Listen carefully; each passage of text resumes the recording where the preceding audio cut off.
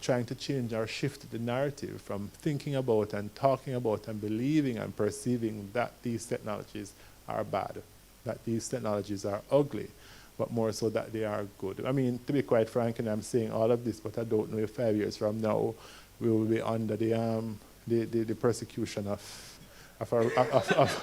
these robots, right?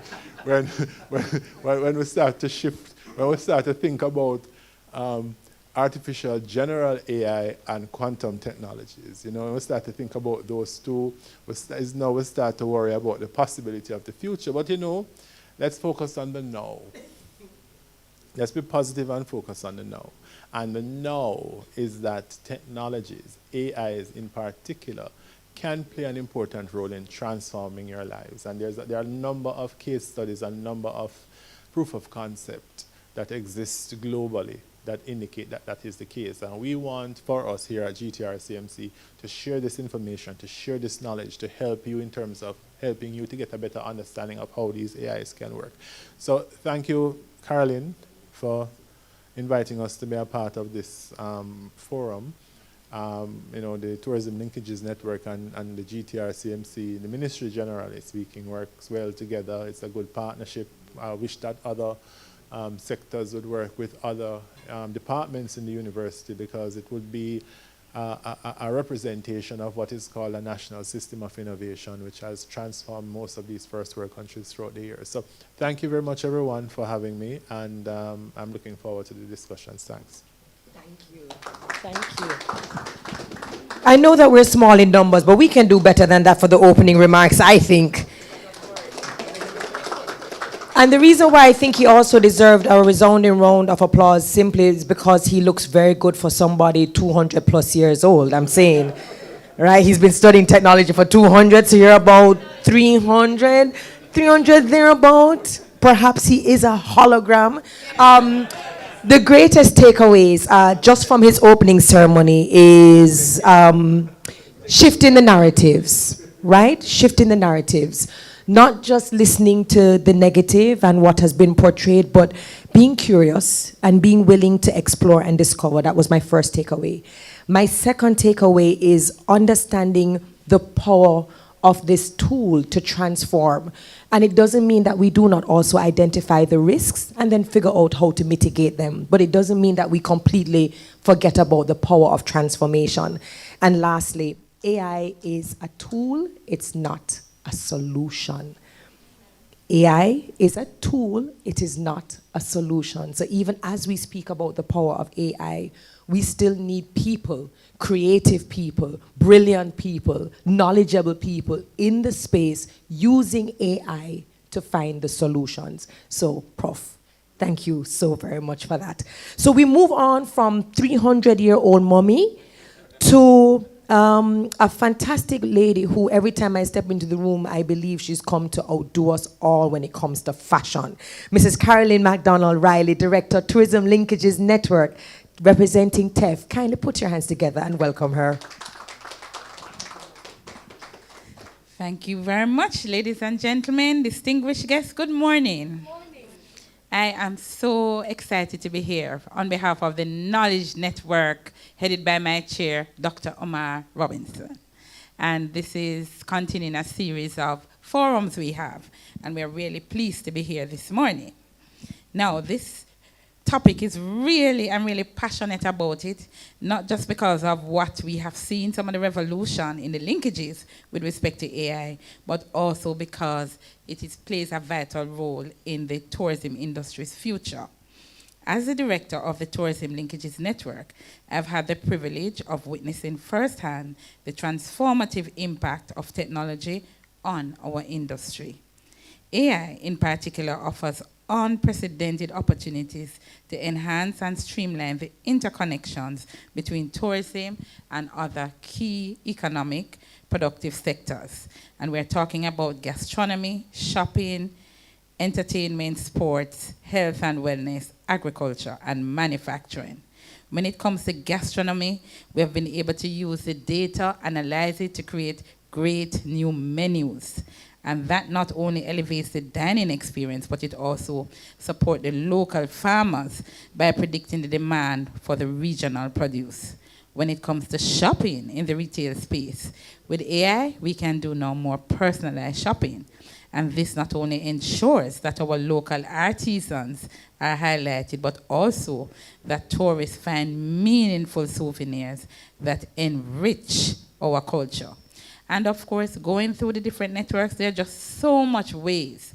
And the Knowledge Network under the Tourism Linkages Network is really excited. I also have apologized for my chairman, Mr. Adam Stewart, who of course were in his place, but I should have apologized earlier. But we are really happy to bring the opening remarks, and I take great pleasure in handing back to our gracious host, Terry. Thank you so very much. Thank you so very much. I just want to know how you always find the frames to match the outfits. It's just impeccable. But there's something that Mrs. McDonald Riley said, that when we think about AI in tourism, we're looking at it from operational efficiency, customer service, personalization, productization, and being able to predict, anticipate, and deliver to the various members of the value chain. And that's why we're here today. So we move into the greetings. I said earlier that this gentleman celebrated his birthday last week. I actually saw him, we were at Tech Beach, which funny enough was a fantastic 2-day conference that spoke a lot about AI, the implementation of AI, not just in business, but we had Grammy winners. So we saw music, entertainment, we saw food security. It was just really amazing. Came up, was grateful for it, and then he sang One More Year Upon Them by Basic Signal. We're so happy to have this minister simply because he always has a pulse of what is going on. Very relatable, and it is understandable why, and he always knows that I call him the Minister of Bling, because he goes around and collects awards and accolades on behalf of this very beautiful country because of the work that he and his team continues to do. We know that he has a lot of knowledge and ideas around tourism and the positioning of the Caribbean and Jamaica in particular, and of course, how do we harness the power of AI? Ladies and gentlemen, our Minister of Tourism, the Honorable Edmund Bartlett.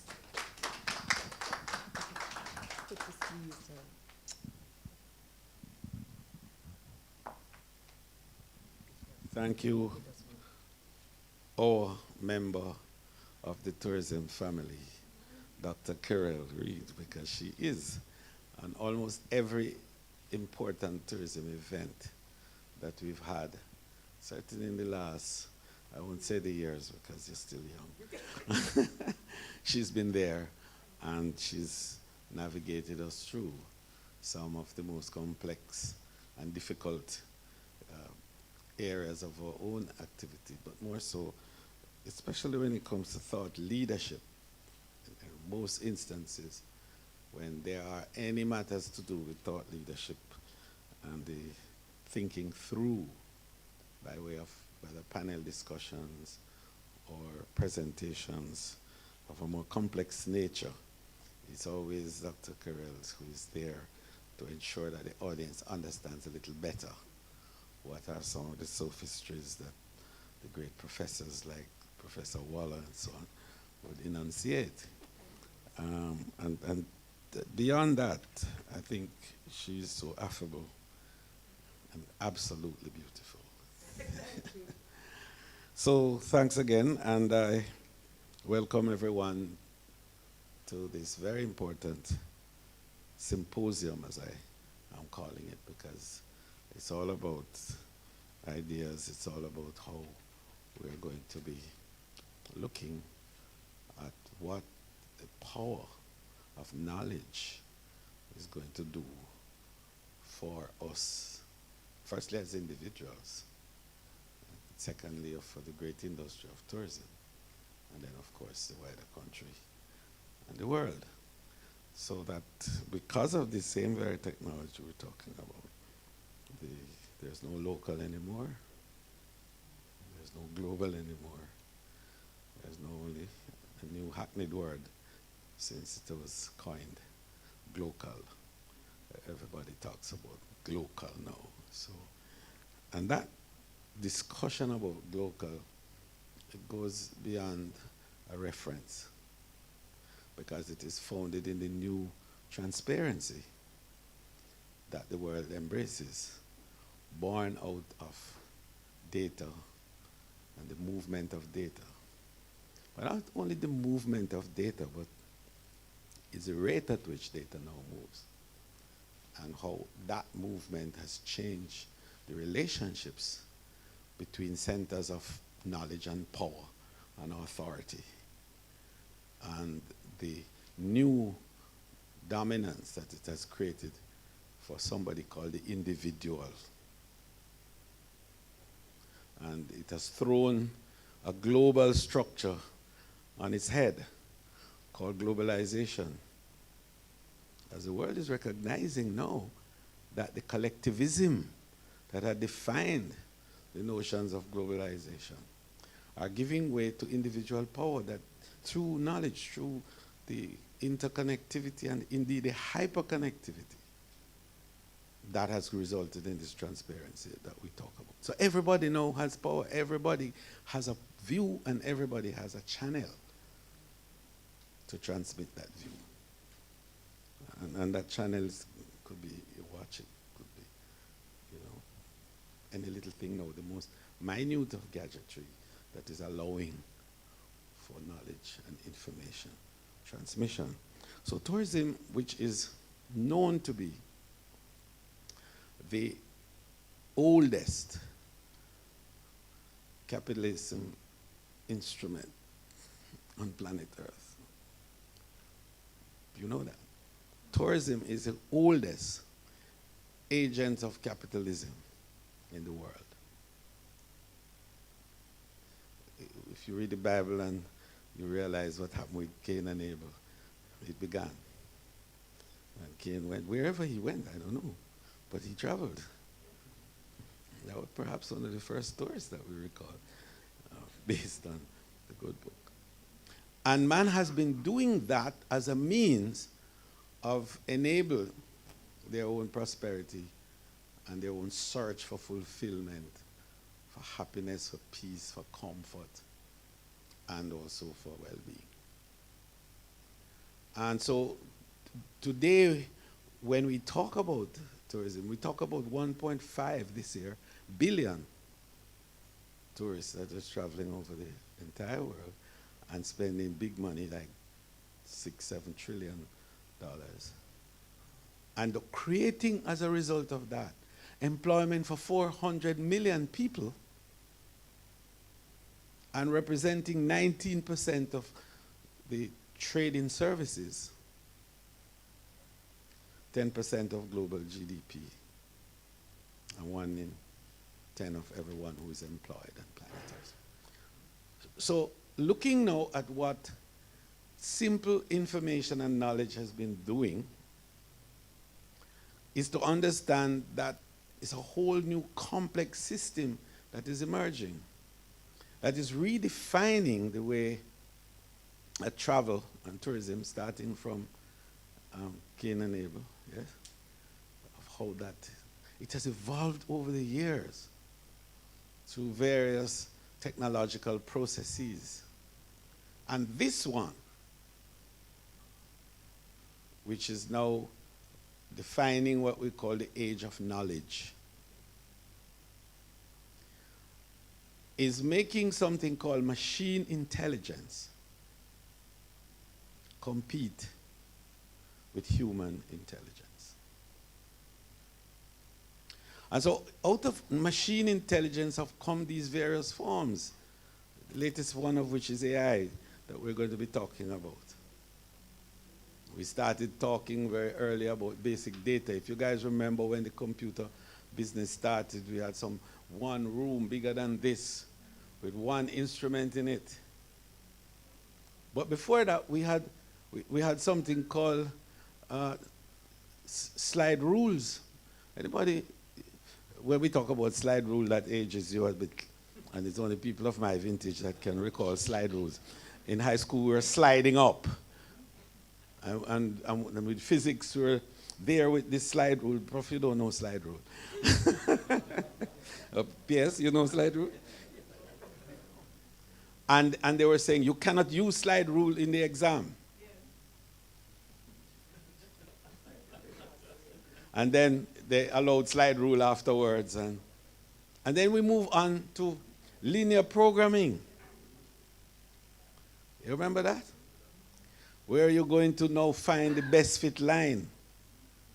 And through a series of iterations, you would develop some best fit line where marginal cost equals marginal profit. Those kind of things. And then you move on for there, and now you have computers that are small and manageable, manipulated by various peoples. Now today, we talk about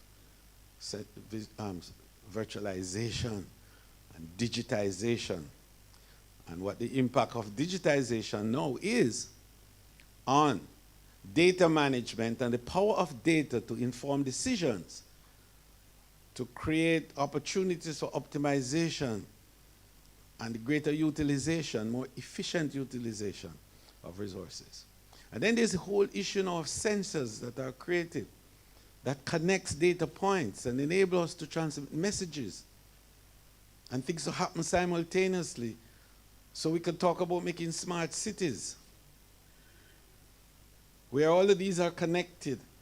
And by simple nodes of data, you can transmit message that a car is coming. The sensor picks up that the car is coming and it changes the light. Or it changes the road surface or whatever is required.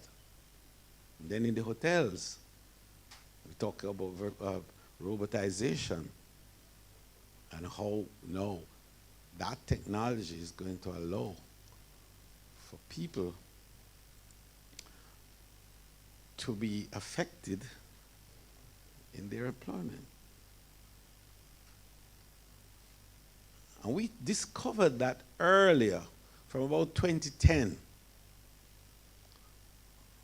when the real discussions on digitization began and its impact on tourism. We recognized that there was going to be an impact on the labor force of the world, not just tourism. And there was a requirement as to say, how do we prevent the world from going into chaos as a result of machine intelligence? And then the whole idea of AR and VR became the discussion. How do you use that as a tool to educate and to retrain the workers of the world to be able to manipulate the cognitive systems? And so out of that came one company called Ian Reality that you know about. I had the first discussion with them in Madrid in 2010. And I took Delano with me to one of their centers in Cambridge University to see how, in fact, they could use VR and AR with a master teacher to train the world. So it's the evolution of this technology over time that finally has gotten to us to this stage. And then there's another look beyond this, which hopefully we will maybe talk about, I don't know, in your panel, or maybe, if not today, some other day. But Prof mentioned that the ugly and the dark side of the technology scares a lot of people.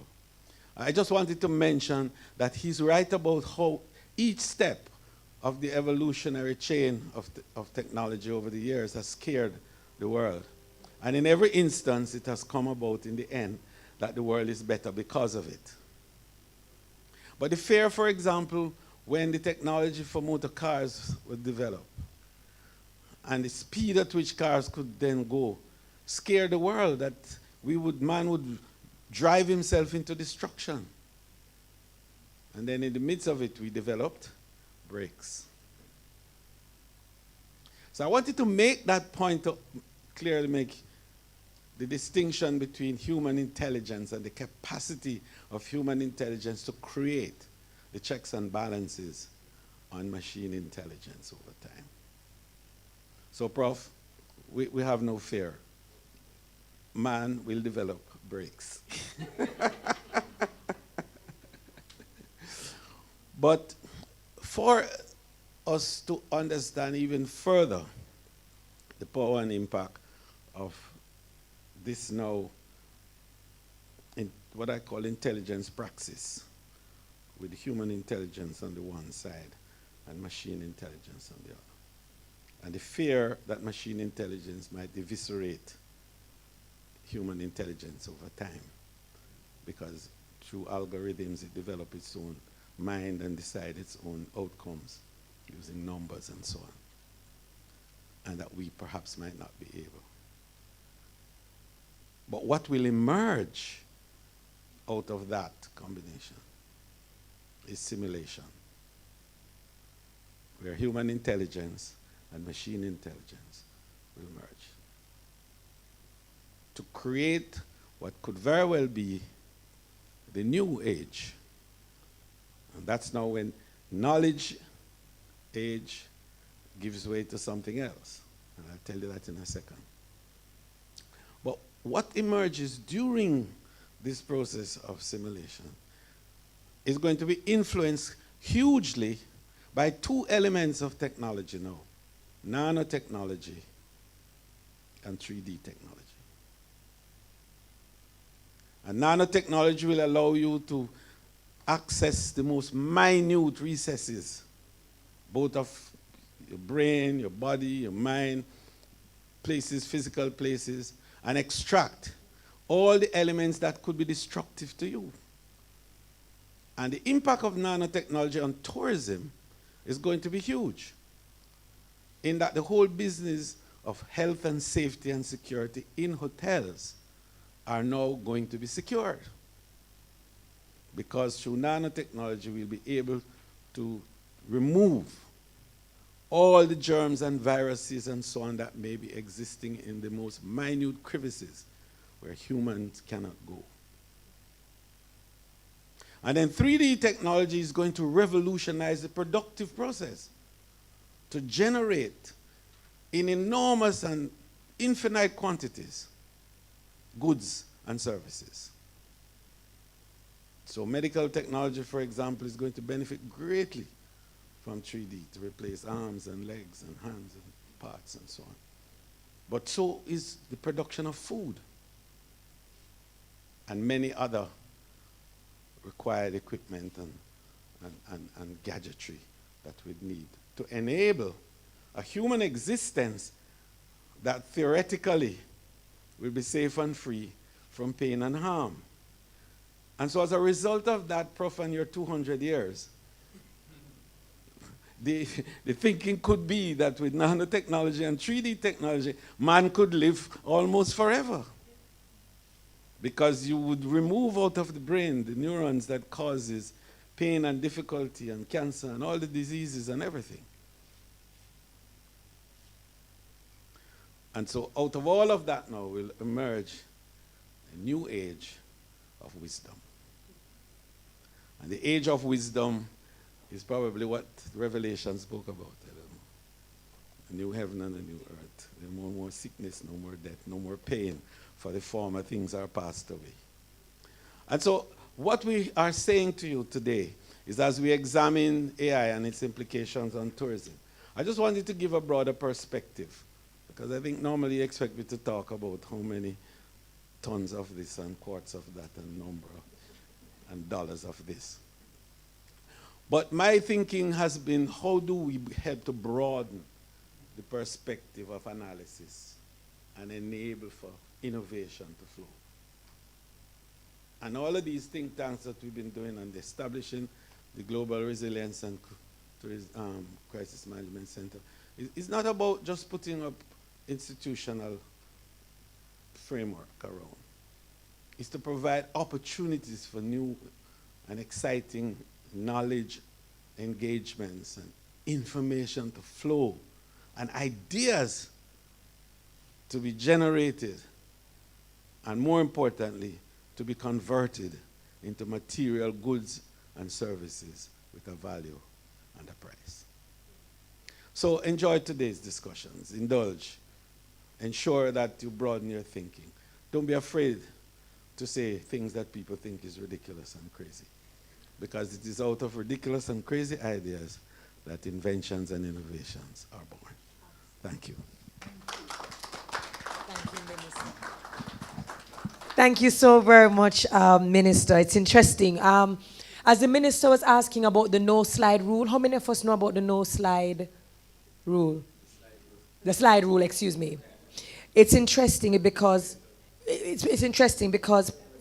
Prof was saying that, I mean, we've established that Prof is about 300 years old, but yet still when the minister asks, you know, who here would know about the slide rule? Prof said he did not know about it. He's way too young to know about the slide rule. I just thought I'd put it out there. Not in this dimension, excuse me. Thank you so very much, Prof. As always, Minister, thank you for stimulating thought, even just outside of the scope, right?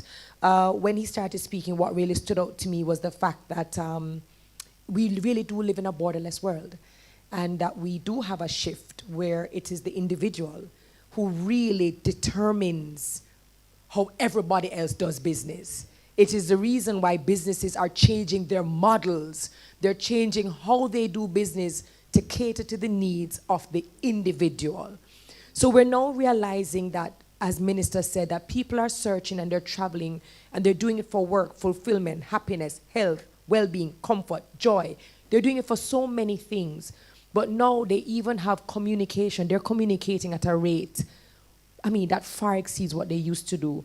And their feedback, their reviews are influencing the rest of the world.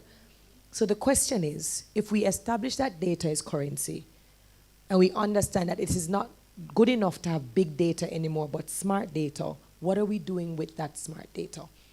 Are we actually analyzing, processing, applying it? Do we have strategies? Are we implementing? Are we measuring? Are we refining?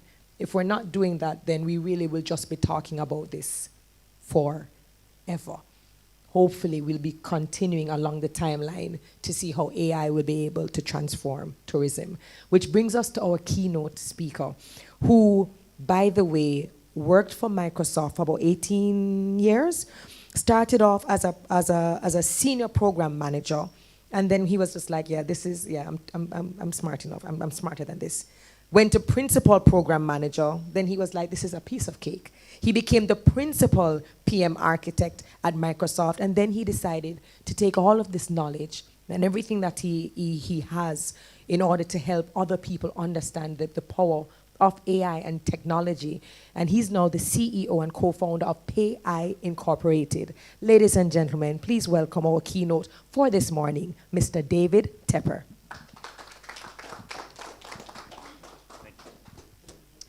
Yeah, hey everybody. The setup.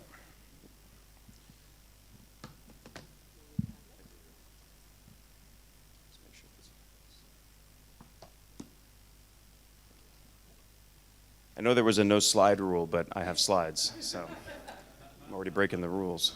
Okay, here we go. Let's make sure this still works. Hey, there we go. Hey, everybody. Thank you so much for inviting me out. My name is David Tepper, as I was introed, of the co-founder and CEO of PayEye Incorporated. I'll talk a little bit more about what that is in just a bit, but really what it means is that I end up spending like 12 to 14 hours a day, every day, dealing with AI. I've been in the AI space a very long time. I actually started at Microsoft when I was 19 years old, and I was there up until about 8 months ago. And so roughly half my life spent in the deepest bowels of the tech ecosystem, right? And now I get to leave and visit places like Jamaica, right? Which is nice. I like it. It's cool. The rest of the world is nice. I didn't know it was so warm. So used to the rain, right? I don't want to repeat too much of the intro you've already heard, but my first patent in the AI space was back in 2011.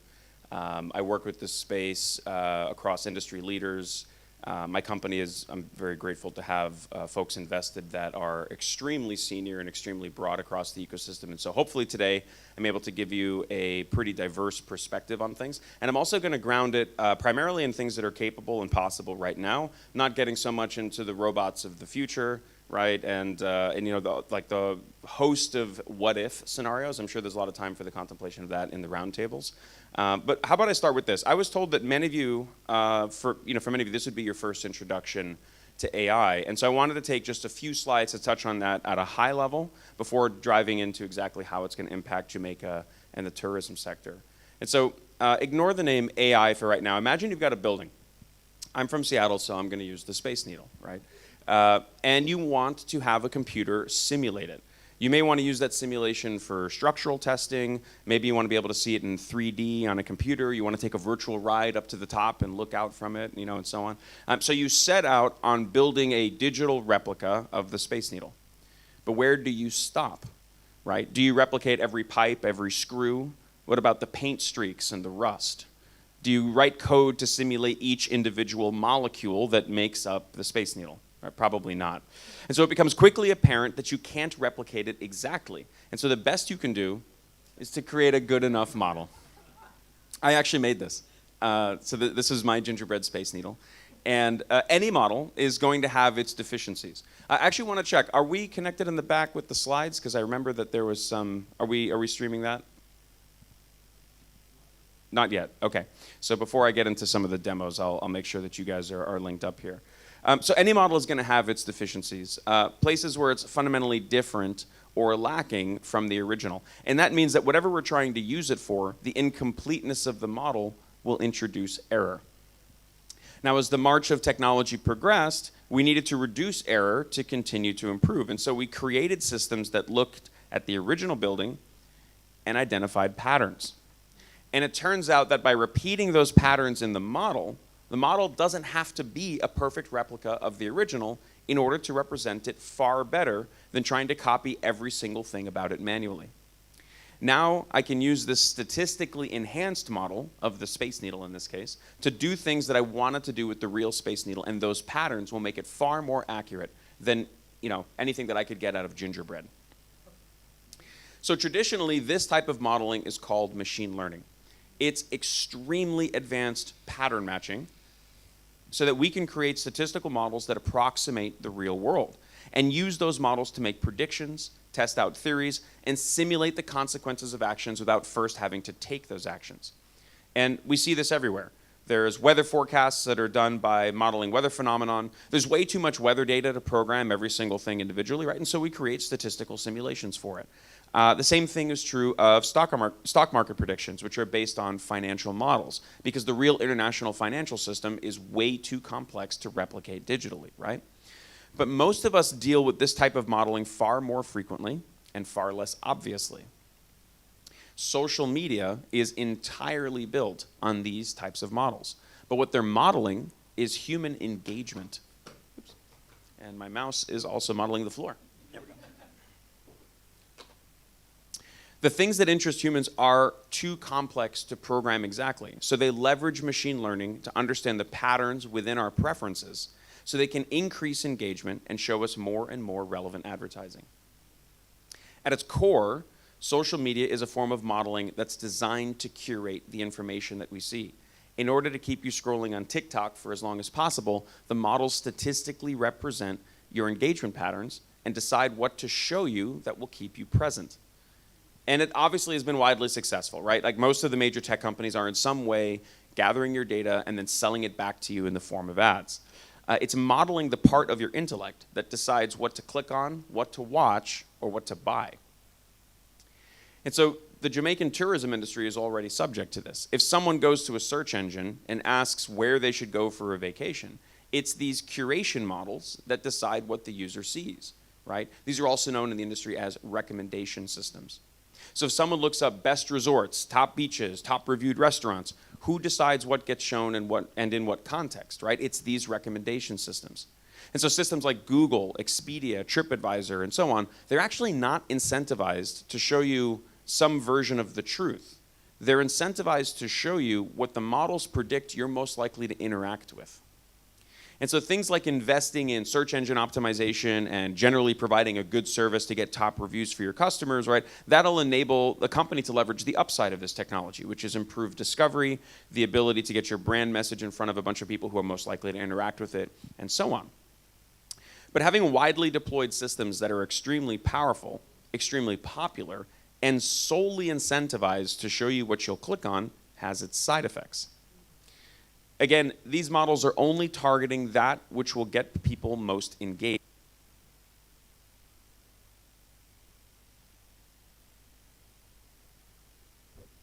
Audio check 1, 2.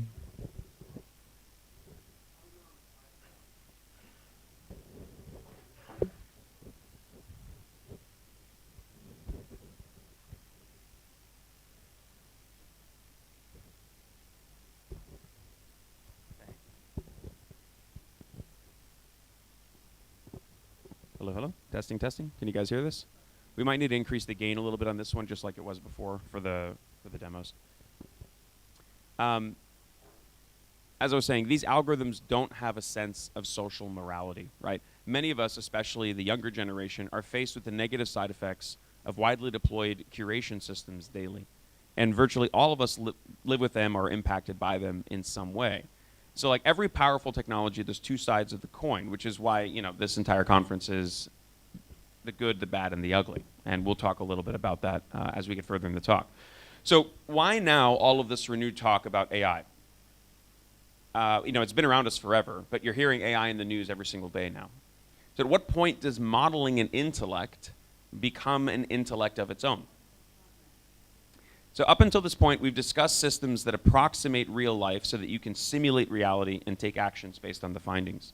But for the last few years, these systems have been expanding their capability, not just to be able to simulate the thing that they were built to model, but to extrapolate and to create new representations of the same data. And so for the longest time, there's been this discussion about what is machine learning, what is artificial intelligence, right? But upon seeing models that are able to so accurately replicate and expand on their training data, we as a civilization seem to have landed on calling this AI. And more specifically, since it's generating new content, instead of simply representing old content, the common term for this is generative AI. Or Gen AI for short, as I'm sure most of you know by now. Just like the previous versions of models, there's some significant benefits and challenges that come along with this technology. And I know that many of you have heard about ChatGPT. Hopefully you've all had an opportunity to use it. It's remarkable, right? This is a product, ChatGPT is a product that wraps several large language models and has become synonymous with the term AI or Gen AI. But this is not the only generative AI revolution that's happening right now. Here's an example. We cannot afford to become complacent now. We're to that risk. Therefore, we must continue to observe all the infection prevention and control measures, including wearing a mask, washing hands, and social distancing. What do I need to do? Turn the mic this way. Okay. All right. Did we all hear that? Yes, we did. We heard that. Okay. All right. Well. And just like that, I can clone the likeness of a voice, and I can use it to say anything that I please. You can imagine how this might be used not just for heads of state, but to simulate influencers who are visiting Jamaica and talking about their experiences at various resorts, beaches, restaurants, and so on. So Gen AI is the power to extrapolate. What you just heard was a generative model that I created on a small snippet of the Prime Minister's voice. And from that, it was able to extrapolate out further than its original training data. The gaps between the gingerbread supports are filled in with statistical models so accurate that it can be extremely difficult, if not impossible, to tell them apart from reality. And so let's try it out together. I'm going to give you a second to look at these. One of these 4 pictures of donuts is fake and generated by AI. The other 3 are real. And this is not a trick question where all of them are fake or anything like that, right? So by a round of applause, who thinks that number 1 is the fake one? No one. Anyone? Still thinking. Repeat the question. So one of these 4 pictures is fake, generated by a model. The other 3 are real. And so the question is, we're going to go 1, 2, 3, 4, and we're going to ask for you to raise, so how about we just raise hands, right? Raise your hand if you think number 1 is the fake one. We don't know yet. I know it's hard, right? What about number 2? We saw one. We got a couple hands for number 2. What about number 3? Thinks number 3. What about 4? You think you're going with 1? And the answer is the truth doesn't matter, because because what matters is that you all can't agree, right? That's the actual thing here, right? It's that you can't agree. It's very hard to be able to determine a really good, these new types of generative models from reality. And so what this means is that with generative AI, tourism boards can create compelling, culturally appropriate marketing materials almost instantly.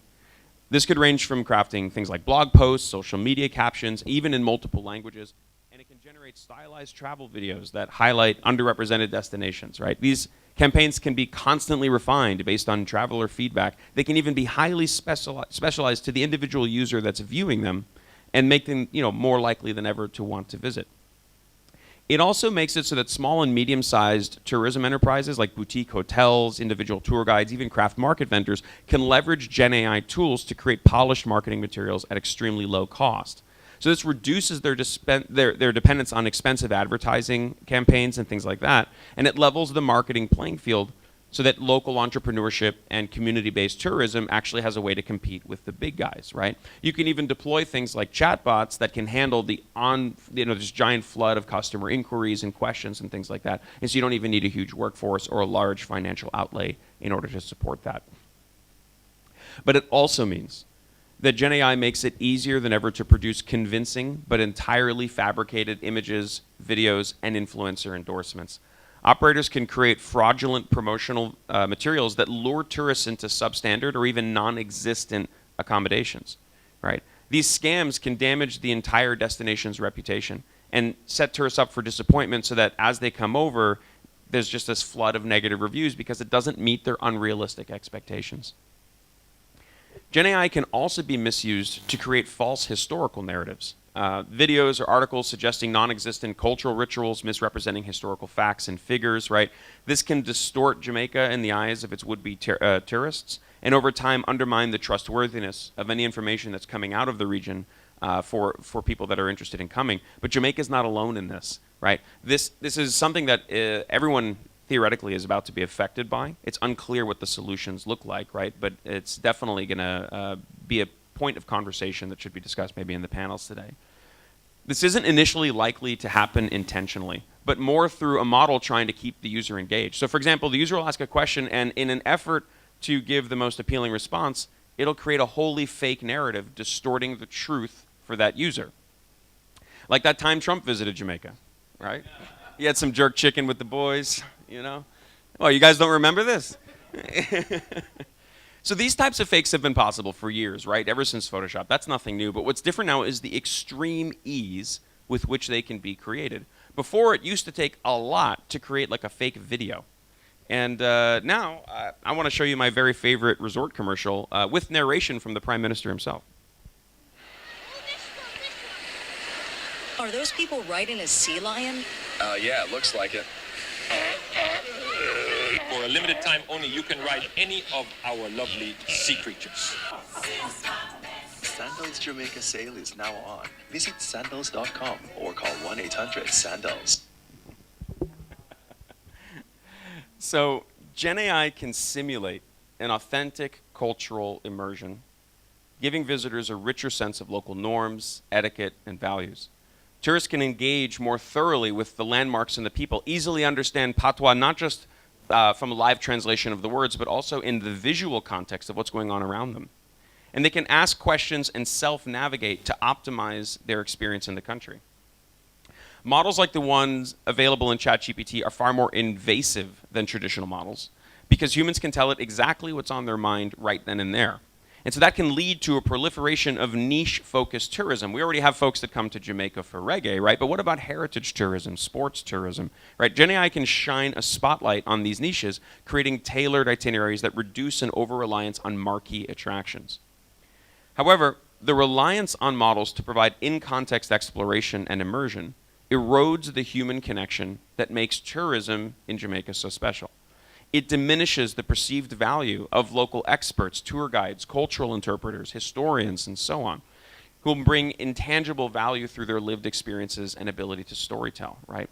AI might also unintentionally promote certain cultural elements like music, dance, and cuisine purely for their so-called Instagram appeal, disconnecting them from the actual cultural context. And over time, these pieces of culture might be cherry-picked, repackaged, stripped of their meaning, and the subtle commodification may not immediately be visible, but it can erode the cultural authenticity in the long run.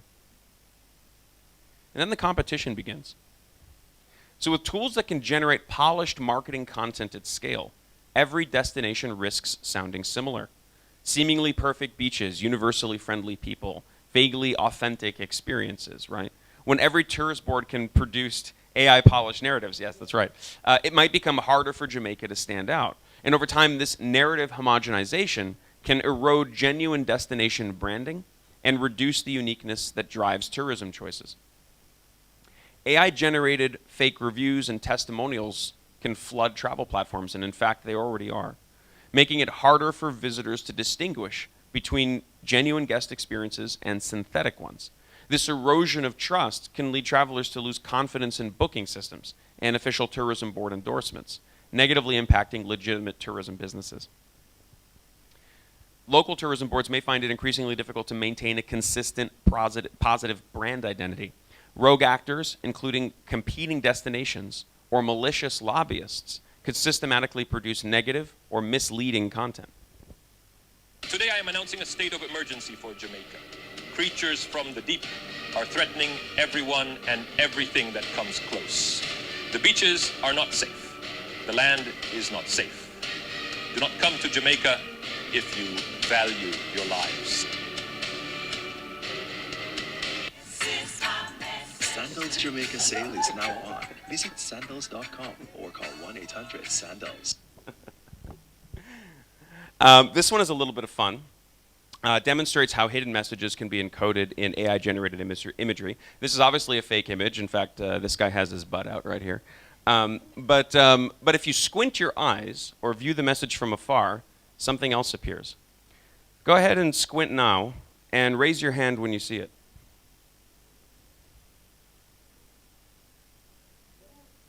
You got it? Pretty crazy, right? That's right. So let's briefly discuss some potential mitigations. I won't say that these are comprehensive or bulletproof because, frankly, the entire world is going to need to go through growing pains in order to really understand the implications of the technology. From hotel managers to community tourism operators down to the taxi drivers, increased AI literacy is crucial. Understanding the capabilities, biases, limitations of generative AI, it enables stakeholders to harness its strengths and thoughtfully avoid its pitfalls. Anything that supports widespread comprehension of its capabilities will help mitigate the negative effects. Imagery and other content can have a coded, verified, authentic seal with a value that can be referenced in a trusted system to differentiate registered content from generated content, helping governments and institutions control their own narrative. Because AI evolves rapidly, any sort of related regulations are going to need to be living documents. That means that something like a multi-stakeholder committee where you've got government representatives, industry leaders, tech experts, and so on, cultural custodians, they should review and keep up to date on the latest developments in Gen AI and update the policies ensuring that the regulations remain relevant and responsive. In the long term, climate change is going to be significantly accelerated by Gen AI. There's several companies that are building data centers at an entirely new scale. There's a new data center, for example, being built by Oracle, has over 130,000 of the latest AI chips, and it's powered by 3 nuclear reactors.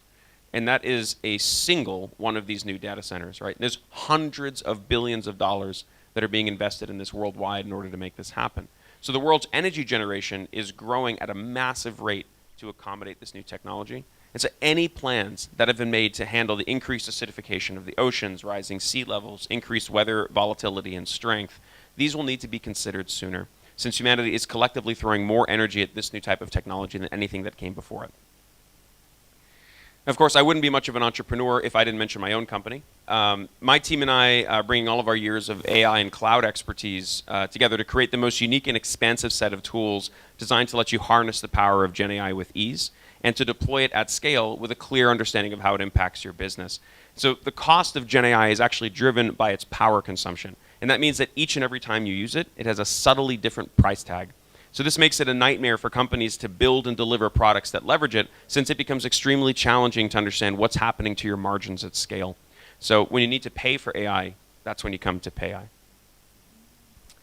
I'll end by saying that I'm extremely grateful to Jamaica and to Donovan in particular, for the opportunity to speak in front of all of you today. This is one of the most beautiful countries in the world, and so it would be strange if I didn't make it dance or something.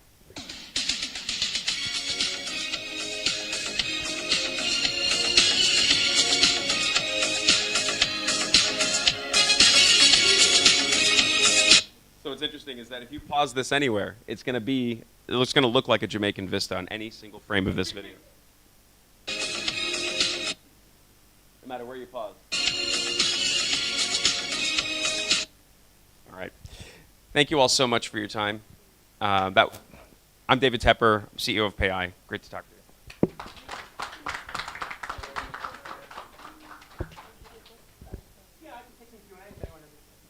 you. Any question, anything that resonated? Am I the only nerd in here? Is this what's going on? Prof? Which one? With the sea creatures, or do you want to see? Okay, if you could, yeah. Yeah, I can bring up those. I'll just get the microphone here again. All right. Okay, let's go over here. So the context, so you understand, is this is when Trump visited Jamaica. You don't remember? So the context is the ease with which you can generate new content to either promote or scare away. You all right? All right. All right. We good? Okay. Here we go. Are those people riding a sea lion? Yeah, looks like it. For a limited time only, you can ride any of our lovely sea creatures. Sandals Jamaica sale is now on. Visit sandals.com or call 1-800-SANDALS. I did have fun making these. Yeah. This was the other one they wanted you to see. Oops. Today I am announcing a state of emergency for Jamaica. Creatures from the deep are threatening everyone and everything that comes close. The beaches are not safe. The land is not safe. Do not come to Jamaica if you value your lives. Sandals Jamaica sale is now on. Visit sandals.com or call 1-800-SANDALS. That's right. That's right. Yeah. Okay. Yes. Donovan, if you could just use the mic so that we can, yeah.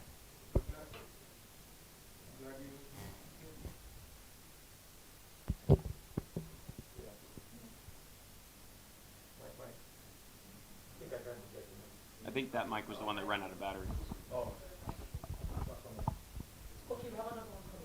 Well, that one's coming. I made this video, but I didn't put it into the slide deck. You guys have all that's okay. That's all right. You guys have all seen this stuff before, but this is for our 200-year-old man in the audience here. I got something special. So now it's incredibly easy to take just about any picture of anyone on the internet and make them say or do anything that I want.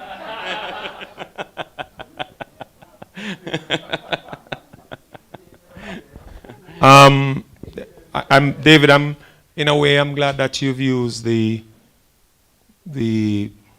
negative side of generative AI to make the point. And I say negative because whilst AI is such a powerful evolution of our time, it can be used nefariously in very aggressive ways, and particularly in our industry. There is significant competition from all parts of the world, and you could see easily how nefarious attempts can be used, or AI can be used for nefarious attempts on destinations at all levels, and similarly you can do the same, but we'll rise above that. But I raise the point because as we discuss this topic, I think we're all eager to dive into the world of AI because there's so much advantages, and there's so much simplification and flattening of processes, systems, and creation of efficiencies. But at the same time, the dangers are there, and I don't think there is enough collaboration and expression of some of those dangers too often when we talk about AI, and I think it's important, and I'm glad that you went there today with some of what you've presented, but I urge my colleagues and the people in the room to understand that while this is a very powerful tool and obviously the next evolution of time, that how it's used and can be misused should be also studied and understood. Absolutely. Yeah, I agree completely. Yes. Thank you. Thanks, Donovan, for raising that, because that brings the issue of public policy into sharp focus and how governments are going to be guided to develop regulatory and legislative arrangements to protect the rights of individuals, and particularly to protect the data itself. You don't want to get to where you're a Trumpist and decide how it is to be used, but you could get there, and of course it depends on what kind of policy architecture that you develop.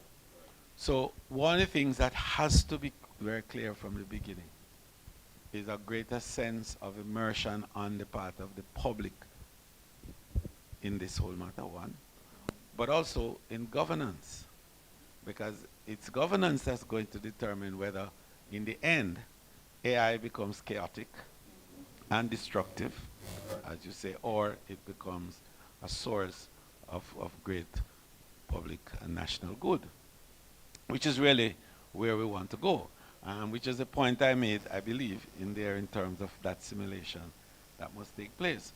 Because what we have discovered is the absolute infinite potential of this technology to literally eviscerate much of what, if not all of what we've known in the past. And then, Donovan, it asks the other question of us, content. How do we now generate our own content? And the constancy of that insertion of our content in that space to literally dominate, so it becomes literally a war, a war of content. And so the management of it, that's the issue. That's a real issue. And I'd love to see a discussion at another point in time where we look at public policy development in relation to AI and the cognitive systems in general.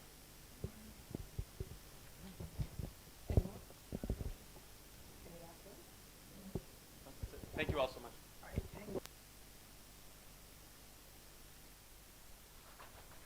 So first of all, I'm not into the dibby fenke clap, okay? Because from what I heard, really when I gave David the opportunity to do his last words and he said, no, I'm good. What he should have said was, thank you for coming to my TED Talk. Yeah. What he just did and what he just showed us in a very short space of time, he literally took a very complex presentation and he made it engaging, he made it digestible. Number one, I have a question. Is Omar still in the room?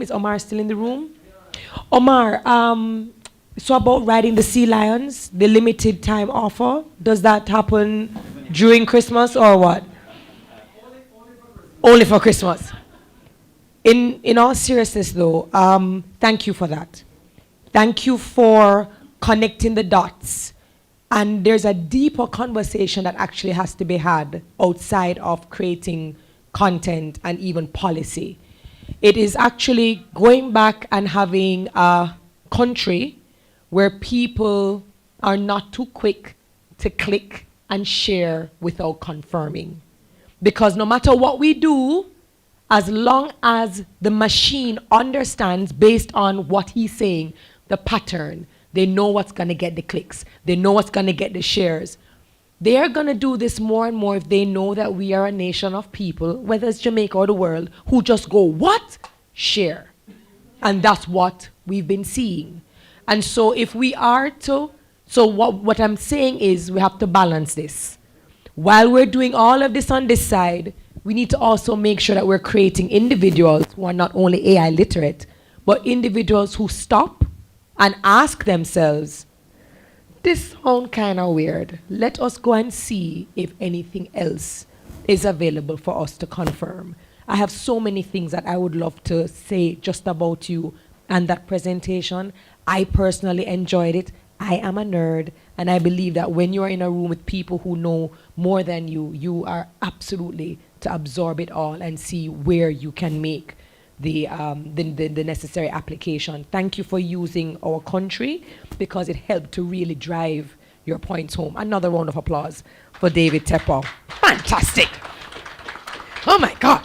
And it is a perfect segue into our very first panel, because the very first panel is about AI and tourism, challenges, opportunities, and the way forward. Great. We're excited. Whole heap of opportunities, but what are the risks? What are the challenges? How can we manage them? We have a fantastic panel that will be moderated by our esteemed Professor Lloyd Waller, who I will ask all our moderators to sit right next to the lectern. On the panel, we have Dr. Donovan Johnson, Assistant Professor, Associate Director at Sierra FIU. Welcome, sir. You may take your seat. We welcome Dr. Kerry Wallace, Executive Director, Tourism Enhancement Fund, or TEF. And we also welcome Mr. Donovan White, Director, Tourism, Jamaica Tourist Board. And Prof is going to sit right here. I know. That is the 300-year-old brain working right there. Thank you so very much. So, Prof, I hand it over to you. And Dr. Mr. Omar Robinson, General Manager, Sandals Royal Plantation. I do apologize. I'm speaking it into being. So, also I have Doc and I have Mr. on. Okay. Doctor, we shall put some respect on your name. We're going to be talking about AI reshaping industries, communication, operations. What are the challenges? What are the opportunities? Prof, over to you.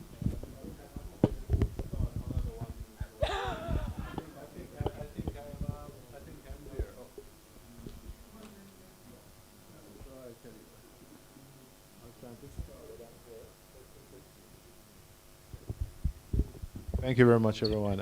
So we have today 4 persons who I know quite well. I must tell you, it was a stress trying to identify local talent with the knowledge of AI. You know, I had to pull on. But I know Kerry is a big AI person, and I know Donovan as well, by virtue of where Donovan used to work. And then the other Donovan now was a student at the University of the West Indies in the Department of Government, but he's now at FIU University, and he's the Deputy Director for a center that deals with AI. So I deal with AI. So you have to. Oh, go ahead.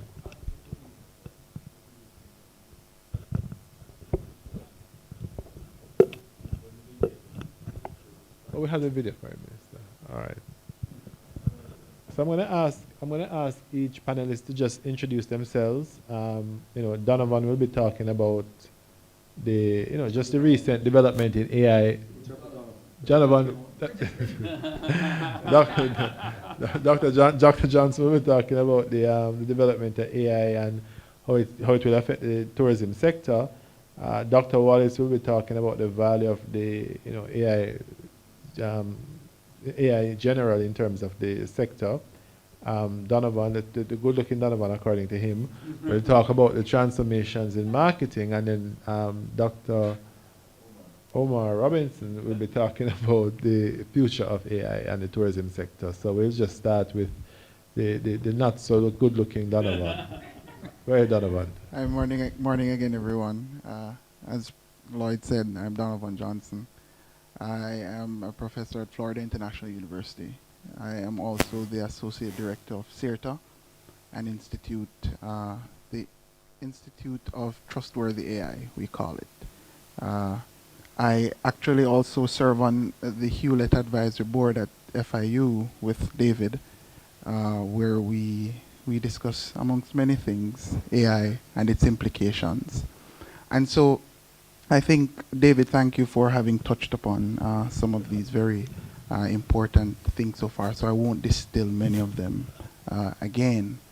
One of the things I would like to say and point out is that, and we raised it in the conversation earlier, is that there are some fears around AI, and I want to start there, especially around this particular sector. And there is this famous quote going around that AI won't take your job, but someone who knows how to use AI will, right? And I think it's important to understand that the fear around the displacement that AI potentially brings is something that is somewhat overstated and exaggerated. And that's a point I'd like to start. Because then it helps us to focus on the benefits that AI can bring.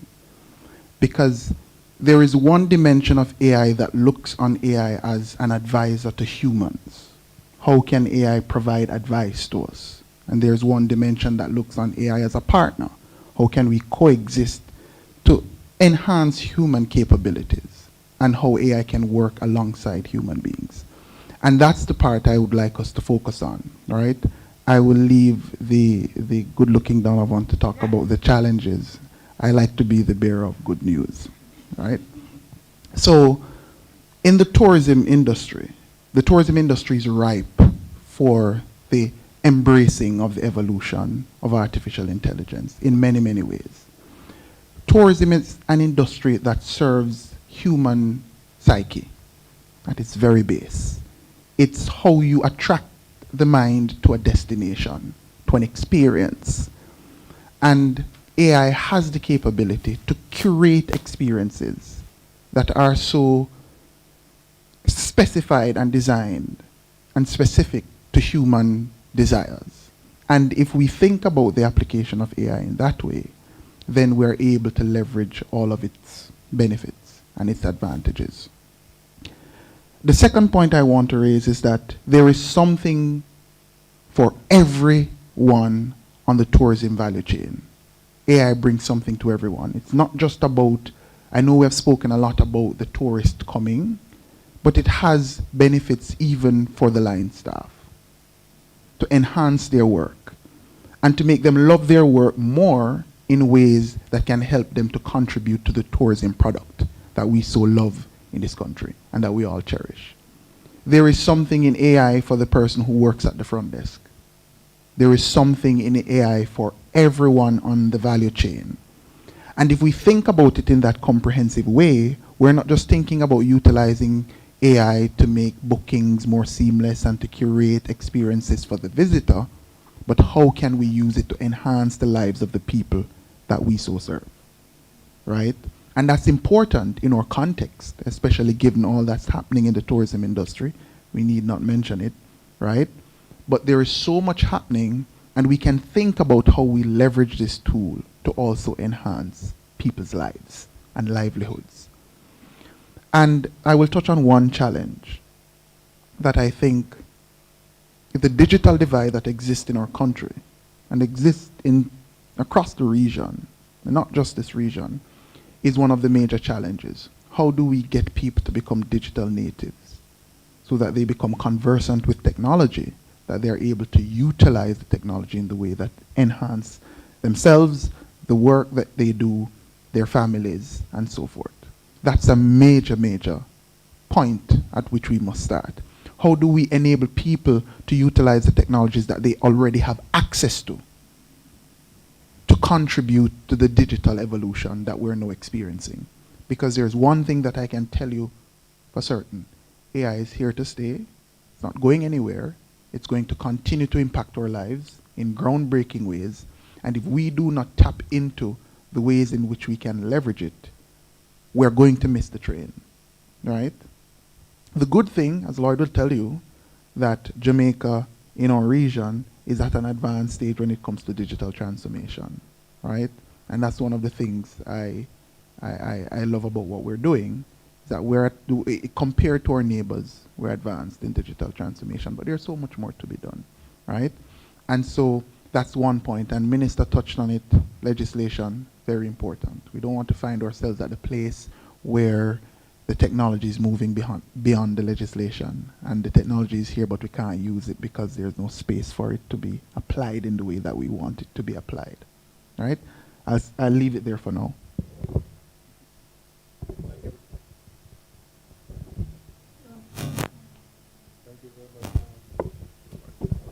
Thank you very much, Donovan.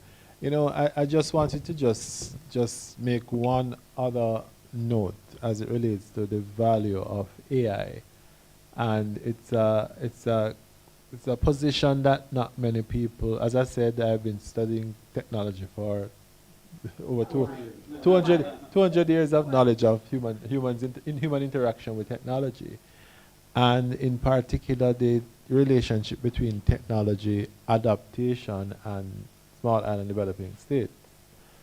And this is the first type of technology, AI, that is not doesn't create dependencies on other technologies, other first world support systems. You know, normally from as far back as slavery, when they used to come and set up the mills and the different apparatuses for slavery, it used to be dependent on the British experts coming to Jamaica, setting it up, and if something goes wrong with it, they would have to come to Jamaica and do so. And it's the same after that with other types of technologies, tractors, you know, building technologies that we buy. We don't have we don't teach it to have the capabilities here to support it. So when we buy it overseas, it comes with that support, which is a dependency.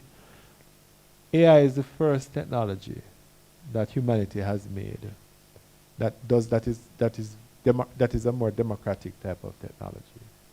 You know, it's accessible by all who can have access to it. It's not complicated or technical like former technologies, and you don't have that dependency, which means that it is the value of it is substantive. And you know, I'm just following on the positives of it in that regard, but there are some negatives which Kieran will talk about, some challenges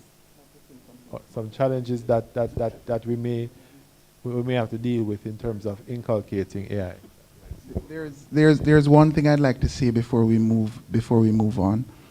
In my previous life, many moons ago, I worked. I was the lead data scientist at the Ministry of National Security, and one thing that I took from that role was the importance of data and the lack of it in our space. And I see many of the heads of many of the tourism agencies here, and I would like to underscore very importantly the importance of collecting and warehousing data. It is the only way that we'll be able to leverage the true benefit of AI. One of the challenges that we're facing, and I'm currently working on a federal grant where we're trying to collect data from different cultures, from different spaces across the world to train AI models so that when you go to ChatGPT and ask it something, it is giving you a culturally sensitive response.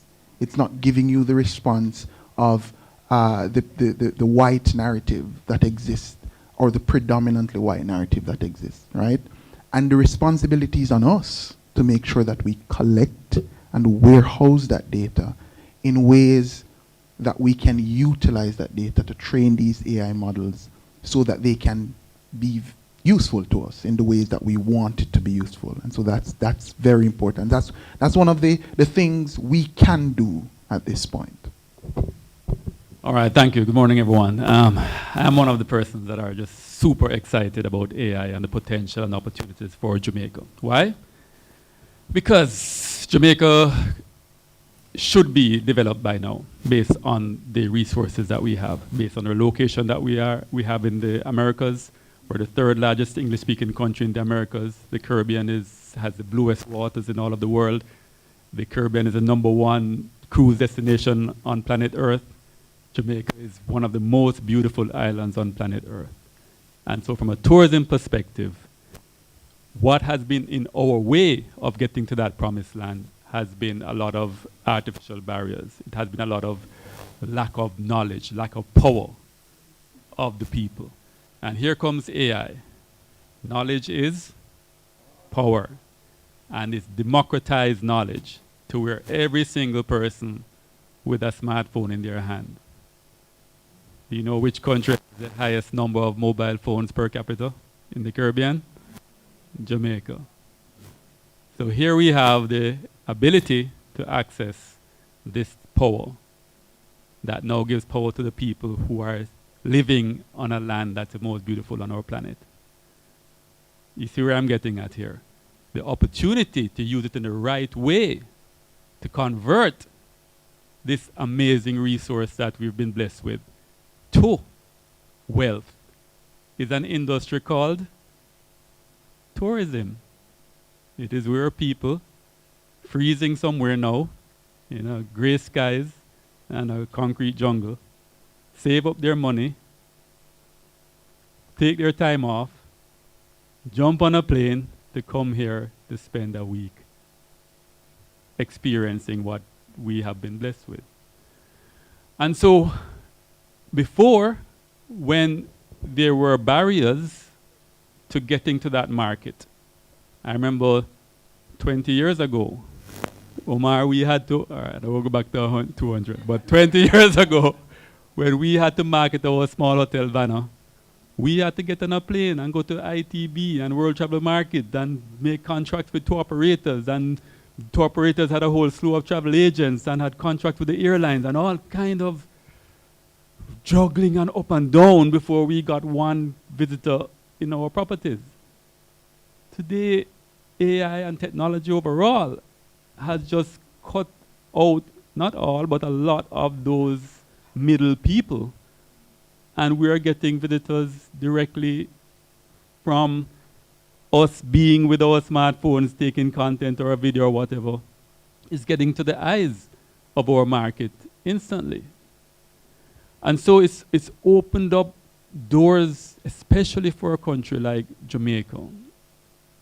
And if we wake up more Jamaicans to not just understand the opportunity that they now have, that they never had before, that putting man in priority.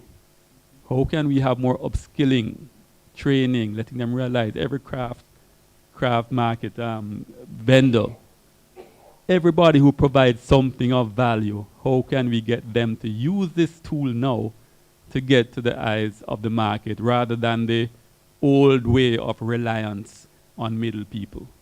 You go to every craft market now, them cost the duty-free Indians and them say payola system, and but you now have access. You can get your product to on the eyes of the visitor before they even arrive. So it's opening up doors, and the big question mark I have, the big concern is just whether that wave will go over our heads or we will rise up to it so that we can benefit from that abundance of the flow of opportunity. And I think as government agents and stakeholders, it's our responsibility to put a lot of effort in that. And a forum like this is an excellent one of trying to bring to the awareness of every person, especially in the tourism space, of the opportunity that they now have from artificial intelligence. I'll stop there and allow the others, but happy to come back to discuss it some more. Thank you.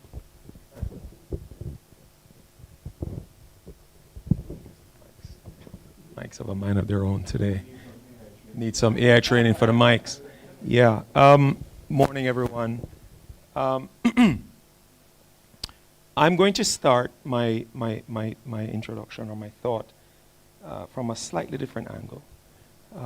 And bear with me, it's probably part of my DNA. And so AI is, everybody has said what AI is, and no disagreement there. However, I believe it is important to continue to underscore that the evolution of AI doesn't happen by itself. And I want to take our minds back to 2001, where Jamaica started on the journey of understanding use of mobile technology. And through that journey, over time, began to experience 1G, which is GPRS, very little data. 2G, again, very little data, data enough for SMS messaging. Then we got to 3G. We were able to use a little bit of video, a little bit more data. But then the consumption is like opening an highway. You make an highway, more cars will drive. You went to 4G. And when 5G came about in the evolution of data, the designers of data technology said that that was it in terms of the evolution or growth of data, because the capacity of 5G allowed for full transmission of video. Now we have satellite transmission of data. So we've gone to a whole nother level of evolution of access. Because without access, there's no AI. That's the point I'm making. You can't access data by way of trafficking data, then there's no AI. And so the importance in the comment I'm making is to our policymakers. As you look at the governance framework around AI and how AI is used or misused within our society, we also have to demand greater stability, efficiency, and sufficiency of delivery of data to the people of Jamaica, to do what my friend Kerry is saying, because without data, there's no AI, and therefore the evolution is stalled, or could be stalled. And so I come at that from the, forgive me for going to some notes I have here. The tourism today faces extremely stiff challenges, and particularly challenging the area of competition. When I joined the tourism industry 8 years ago, there were probably about 125 countries that were actively marketing tourism or marketing destination for tourists to travel to. Today, there's about 205.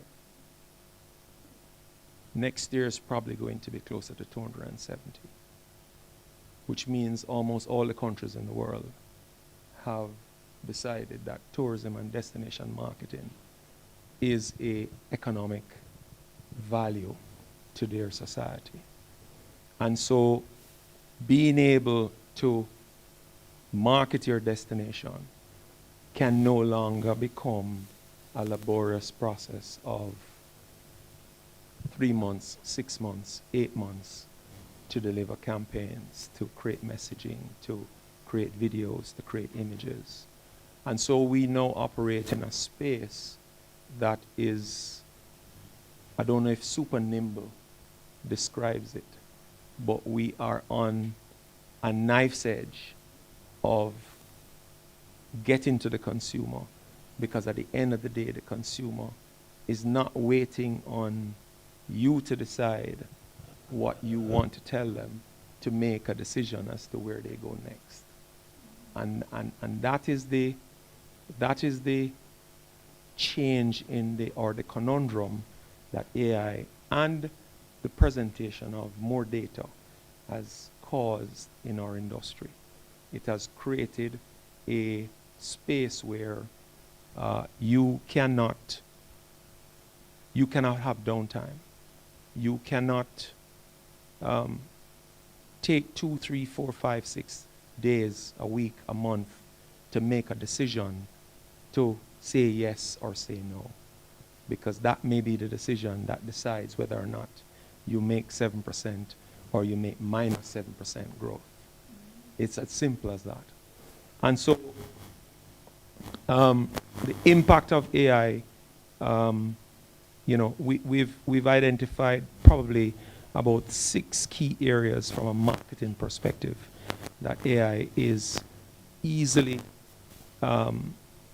has easily democratized or created more opportunities. Hyper-personalization. Simply put, it allows the visitor to be for the destination to hyper-personalize their message to just about anybody across the world.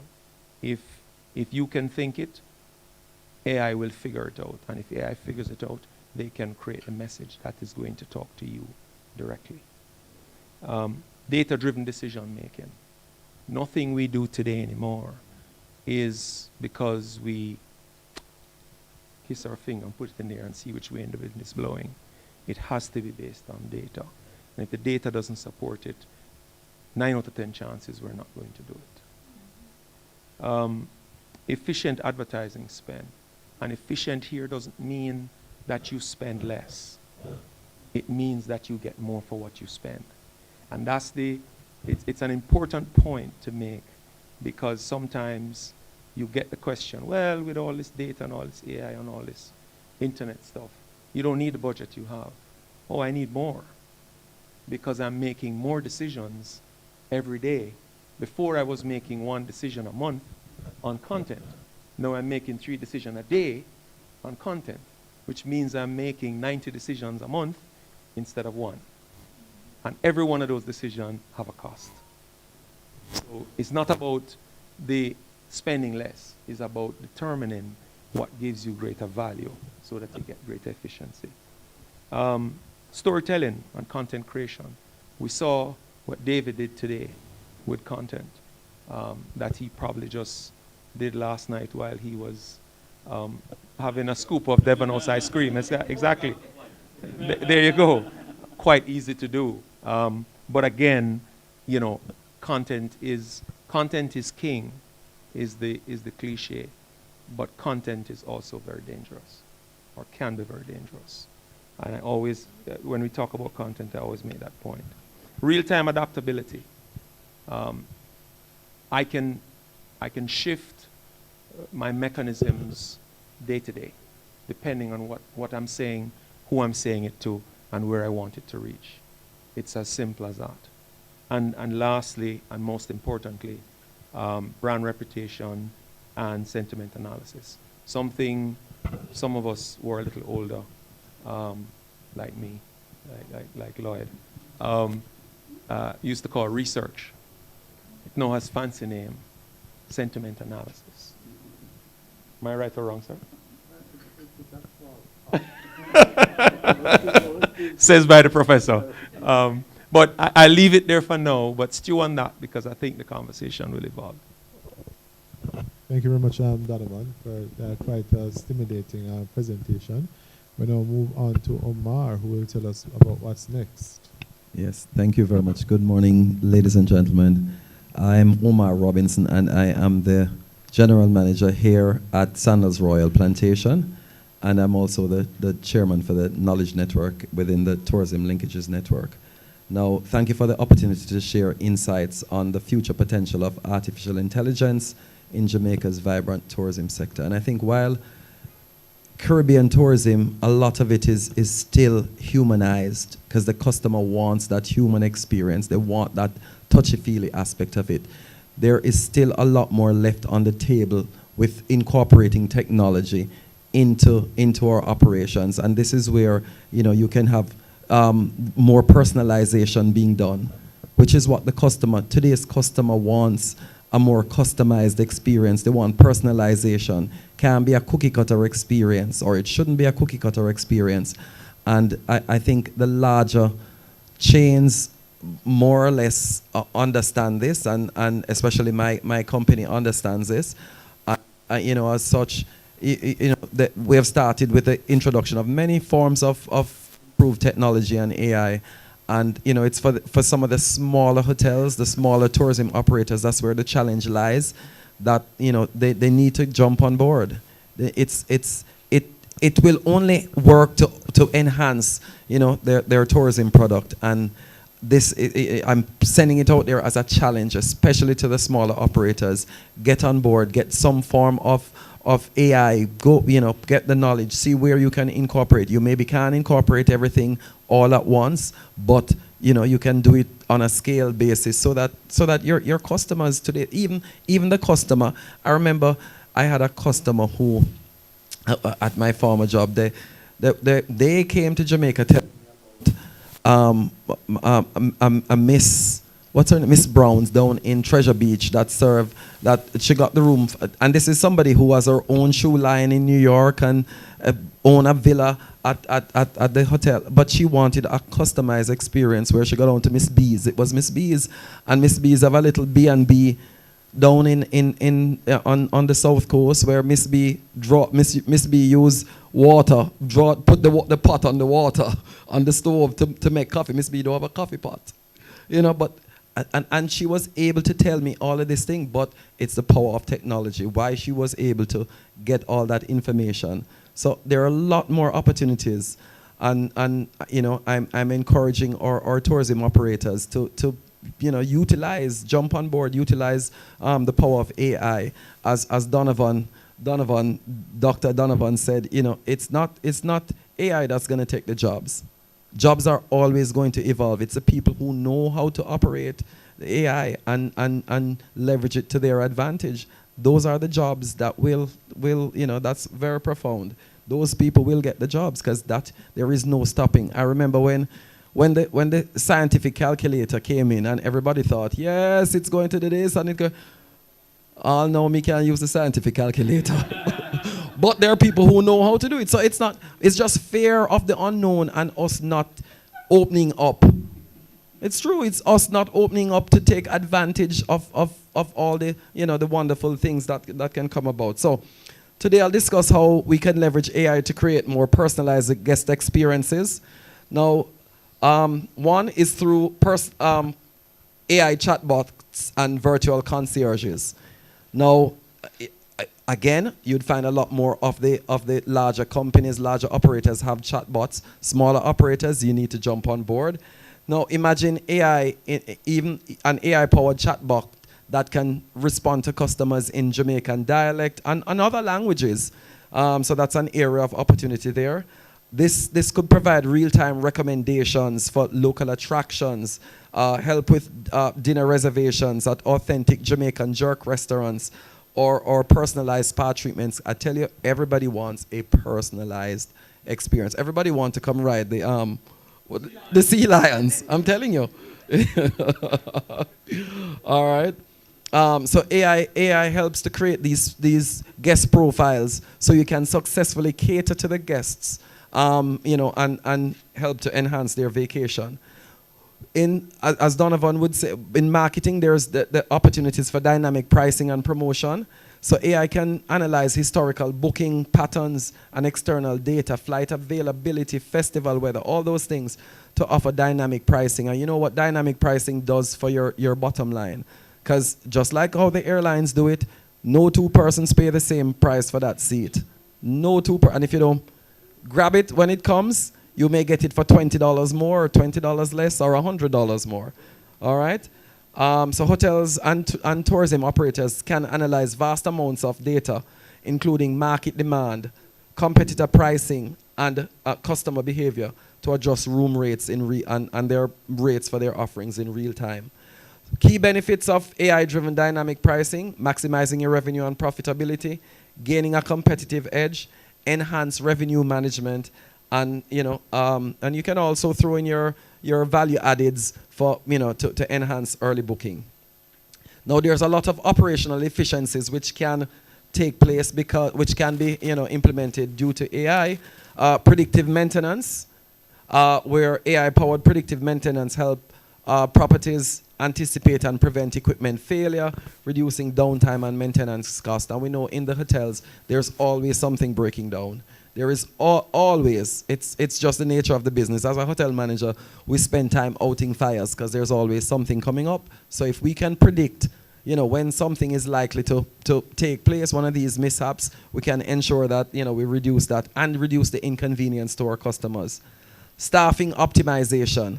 All right, AI can predict, you look at occupancy rates, you can predict when you need which staff, or if you need a specific group of staffing to be brought in for an event, so that you have the right people at the right time when the customers need it.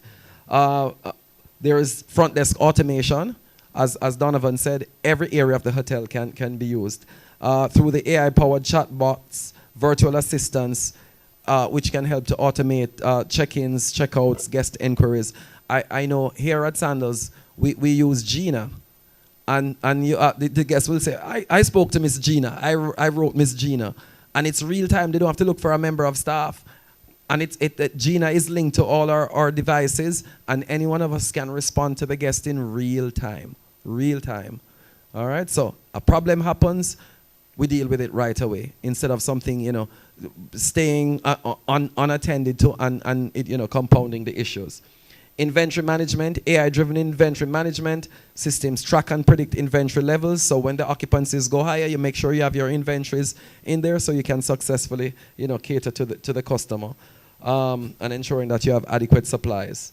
Quality control systems monitor hotel operations, identify areas for improvement, always areas for improvement in hotel operations, ensuring your high standards of quality. All right, there's smart energy management. Smart energy management, there are AI algorithms that, tell you, monitor energy patterns and can help you reduce your consumption and reduce waste. And those AI-powered technologies can be tied into your HVAC, your lighting, and your security systems to optimize energy use. Marketing and guest acquisition, which Donovan spoke about earlier on, the marketer. So you can have more targeted marketing to get whatever, your customers that you desire.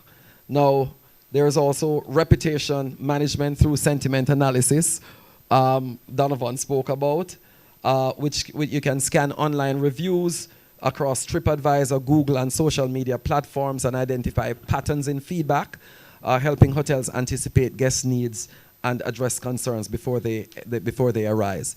There's also enhanced cultural and local experiences. The virtual reality, VR, AR, can be used here to assist these tourism operators to get their products out there, get their offerings out there, to let more persons know about. And there's just so many opportunities there for even a small business operator. But it's just for us to harness that. And not even, when you look at even just as basic thing as some of our websites, it's just pathetic. And it don't matter what you're selling. It don't matter what you're selling, right? But it's whatever you put out there, and you must be constantly upgrading and improving on the material that you put out there so that you can attract people. So some challenges, there's data privacy and security, strict adherence to data protection regulations, such as the Jamaica Data Protection Act is essential. So guest data is very important. So we have to know, how well we collect and secure and store data and handling it ethically. There's also inclusive and workforce training. And AI, as we said, AI should complement the workforce training. I know Andre from our Sandals Corporate University and our corporate office will come and talk about how we use AR, VR in our EON AR, VR training, simulating experiences for our employees. So what are the long-term, short-term, long-term goals looking ahead? Short-term, 1 to 2 years, implement chatbots and AI-driven dynamic pricing in the resorts, launch pilot projects in predictive staffing and energy management. Medium-term goals, 3 to 5 years, expand AI-driven marketing campaigns, VR tours and AR guides across destinations, integrate AI tools into local community-based tourism initiatives, supporting artisans, farmers, and cultural ambassadors. And a long-term 5-year vision is to position Jamaica as a global leader in AI-enhanced tourism, renowned for personalized, culturally rich experiences, and continually refining and improving AI systems. AI seems futuristic, but it is not. It is here with us. It is here now, and it's how we harness the power of AI that can make the difference in being successful or not. And as Donovan, the marketer, said, you make the difference between getting 7% or -7%. We have to think that way. We have to think about using AI and incorporating it, and not seeing it as, being fearful of it. So thank you. Thank you very much. Thank you very much, Donovan. Sorry, Omar. I was just thinking about something that Donovan just said, and you also mentioned it. We spoke about the ability for people to scale as a result of AI, and certainly AI presents to the micro and small entrepreneurs the ability to compete for the first time in a very long time with their larger counterparts, because the same application that the marketing firm is going to be using to develop the ad, you can just go and do the same thing online with an AI ad, like, for example, Midjourney. Like, on a smaller scale, a Midjourney, but the quality is still equitable in some instances, depending on the app you use. But the challenge we face now is that people still hear and think about AI either as complex or bad. And even me using something like DaVinci is a trial and error. You have to constantly use it until you get what you want. How do we get the smaller players to recognize the scalability that which AI can facilitate, to get them to participate more and use? This forum certainly is one of the mechanisms, and then post this forum, we want to take the content and put them into bite-sized pieces and share, but we still need to do some more to get them to the table, to get them over that fear of complexity, or that fear associated with the AI. I think we're still we're still on the learning curve of the evolution. I think we still have to invest in education and sensitization of what this evolution is, its advantages, its disadvantages, and use those types of engagement opportunities to break the barrier of fear and to create the appetite for engagement. And to do that, we may need to invest in opportunities like these on a monthly basis, maybe even more before then, because there's a lot of people to engage. We may have to take it into the hotels, into the destination, into the attractions, into the communities, so that even at the community level it's important, because a lot of the content that emanates from the destination don't come from the destination, comes from the regular people in their communities, doing regular things that they do every day that's attractive to people overseas. And so in the same way, or conversely, the content that they do that is not so engaging or not so fun, it creates a similar effect but negative. And so education and sensitization is absolutely key. What I'll say is, in terms of adaptation, the Tourist Board has started the process of engaging the use of AI 14 months ago, when we added our first chatbot to visitjamaica.com. And at the time, this is an interesting learning. At the time, we started with 4,500 prompts, which is 4,500 possible questions that somebody may type about the destination. But we provision the AI tool to learn from every other prompt that is not in the library. So anything that somebody may ask that is not in the library, AI assumes it and makes it and adds it to its library without any further instruction. So today we have a chatbot with 15,000 prompts 14 months later, from 4,500 to 15,000 prompts.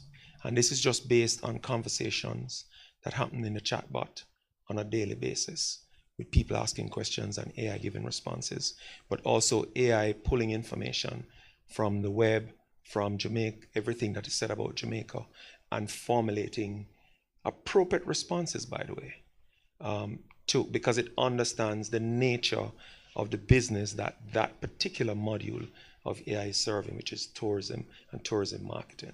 So every response that it generates is based on the knowledge that it is learning every millisecond of the day from information that is either inputted, shared, or crosses the internet. So that makes it a very efficient tool for us to be able to change conversations, answer queries, be responsive about information, or just be useful to a suspecting traveler. The next evolution of what we're working on, I'll give you a taste of it, just to, not to be boastful at all, but to be, to demonstrate what we're all about. Take a listen.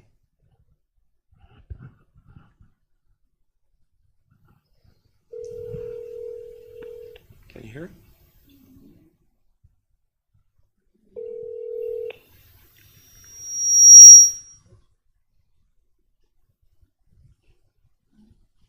Hello, this is Cynthia from the Jamaican Tourist Board. How can I help you today? Hi, Cynthia. I'm thinking about going to Jamaica. Where would you recommend that I stay? Oh, that's wonderful. I recommend checking out the picturesque area of Negril, where you can find beautiful beachfront resorts like the Caves and Sandals Negril, perfect for a relaxing getaway. So, Cynthia, when I'm in Jamaica, I may want to do some other activities. Where would you recommend that I go or see? Absolutely, there's so much to do. You can visit the stunning Blue Hole in Ocho Rios for a fun swimming adventure, or explore the breathtaking waterfalls at Dunn's River Falls. Both are unforgettable experiences. Thank you, Cynthia. You've been a great help for me today, and I certainly will reach out to you another time. Thank you.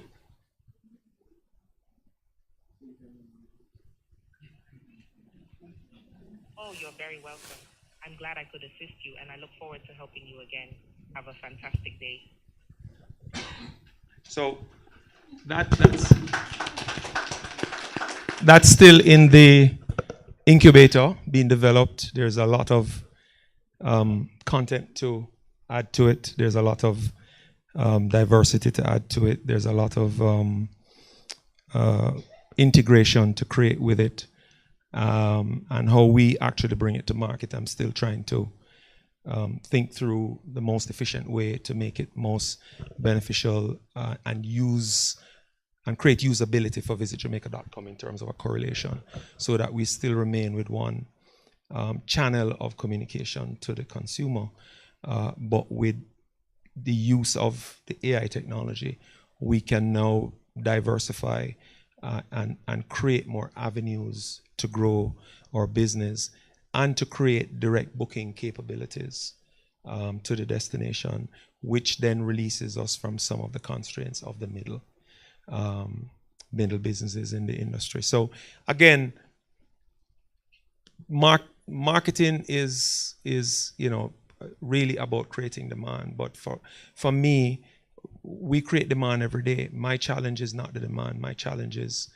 conversion, and we have to be in every possible channel of a possible conversion in order to become completely efficient. And we feel that AI is going to allow us to do something like this. Audio AI, by the way, that you just heard, is very, very new and cutting edge. And so we are adapting ourselves to something, and again trying to be ahead of the rest of the world, and certainly ahead of the Caribbean as we roll this out. Thank you very much. Thank you.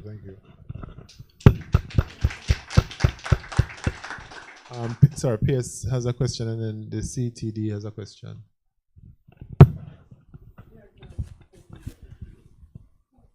I'm listening about this chatbot and the amount of questions that they have in it, and that the AI generates its own answers sometimes.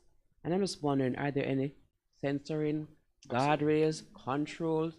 So, for example, suppose I say, you know, I'm going to Jamaica for a vacation, and I want to be involved in child pornography.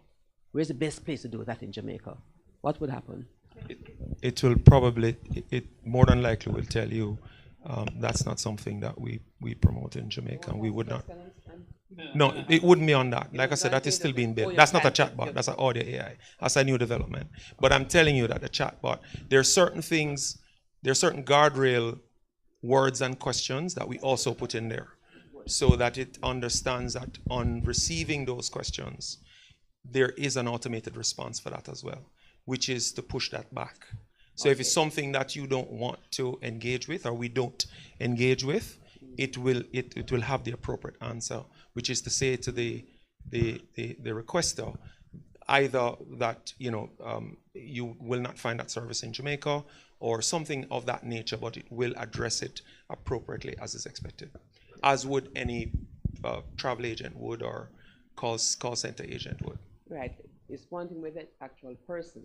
Yeah. With this AI now, I don't know about its moral values and so on, So I don't know what is okay with it and what's not okay with it. Again, you can train those things, and the data scientists will tell you that in developing AI modules, you have to culture it to what you want it to do.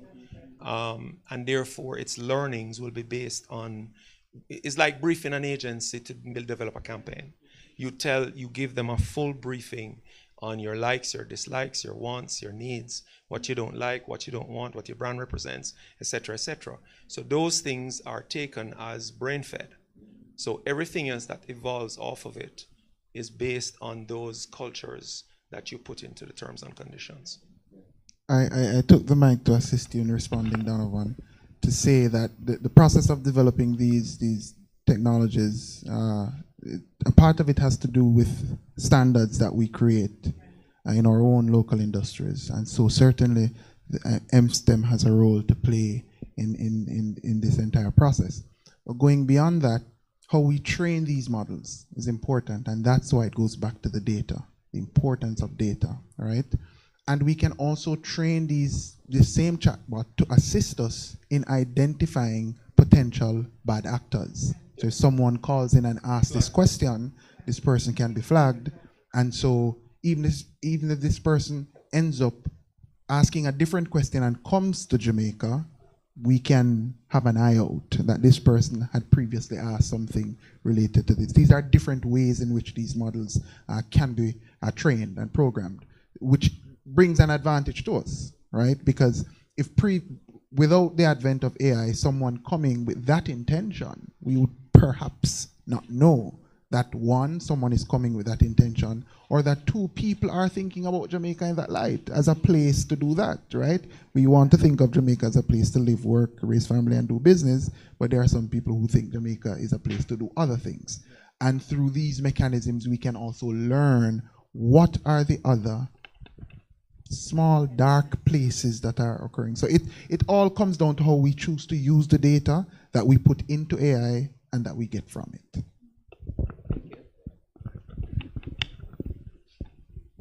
Thank you very much. Morning, everybody.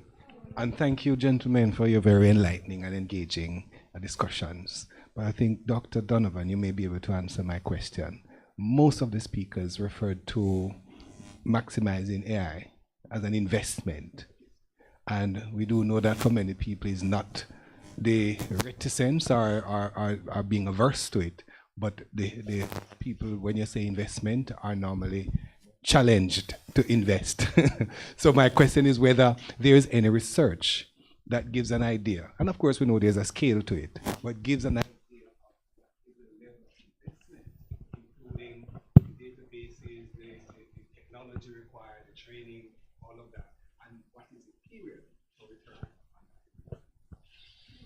So if you're asking for a dollar value, I'm unable to give you that, right? Because that depends largely on how far you want to go and how much you want to do. I recently stayed at a property, and when I was checking in, they asked me for my Instagram handle, and I was puzzled. I wondered why, but I gave my Instagram handle nonetheless.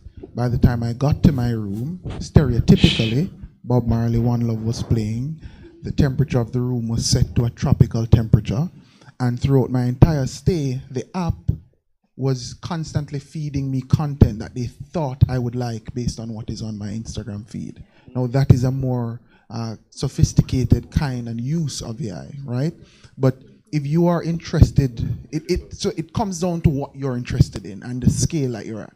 But most importantly, technology is important, the technological aspect of it. We talk about digital transformation in three phases: people, process, and technology.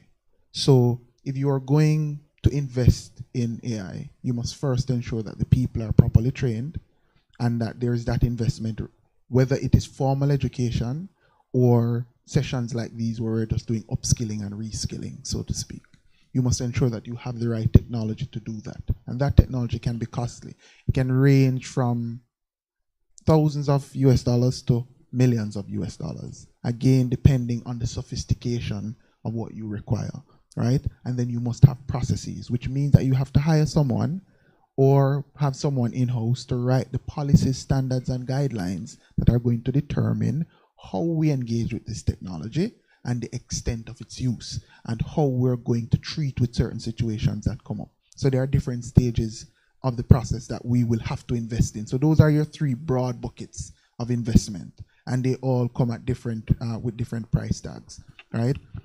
Importantly, going back to the point of training and education, which I believe, based on my own research, will take a lot of money off of the industry stakeholders in terms of the training piece.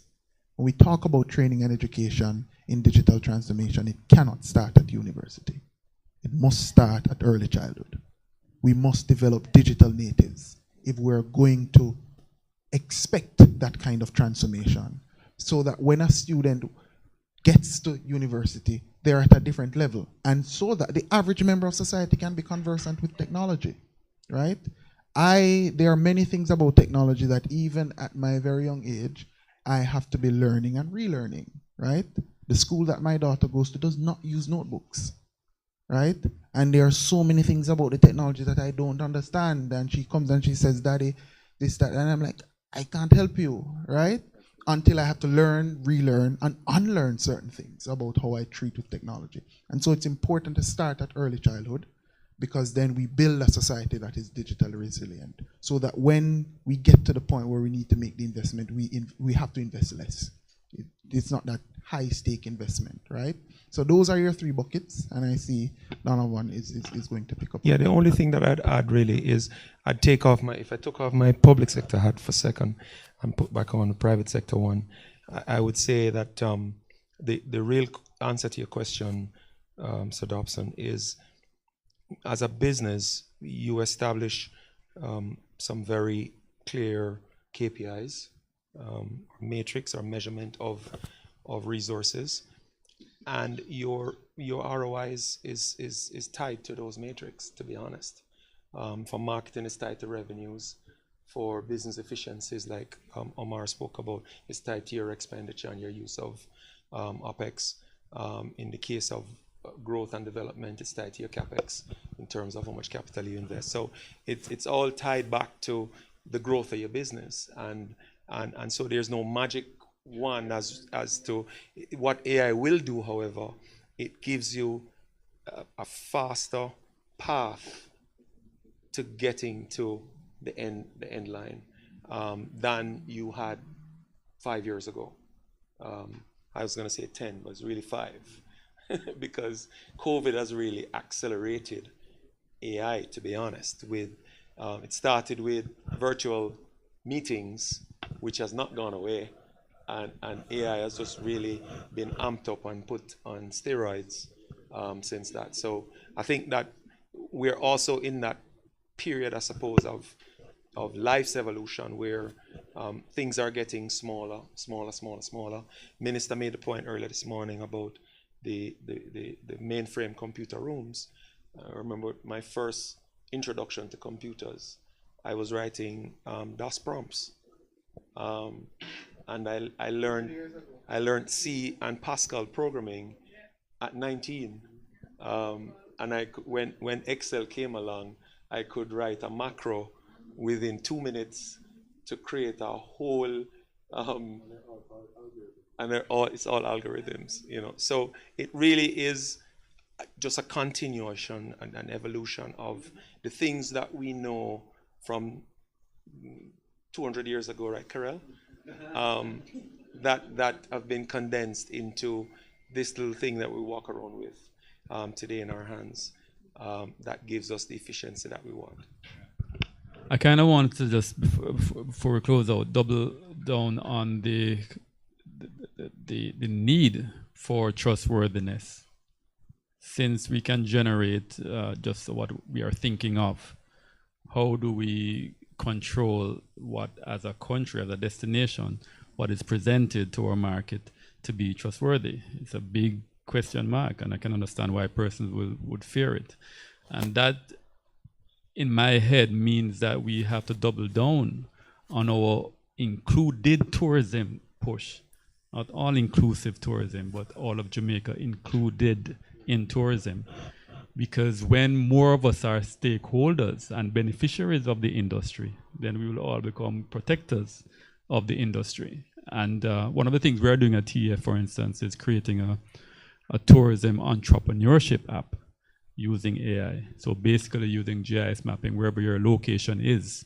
AI will be able to determine how the proximity to the nearest airport, the proximity to the hotels, the attractions, and so on, and give you like a credit score, but a tourism entrepreneurship score, and an explanation of the opportunities and threats and so on that you have for getting into the tourism space based on that geoposition that you put in the app.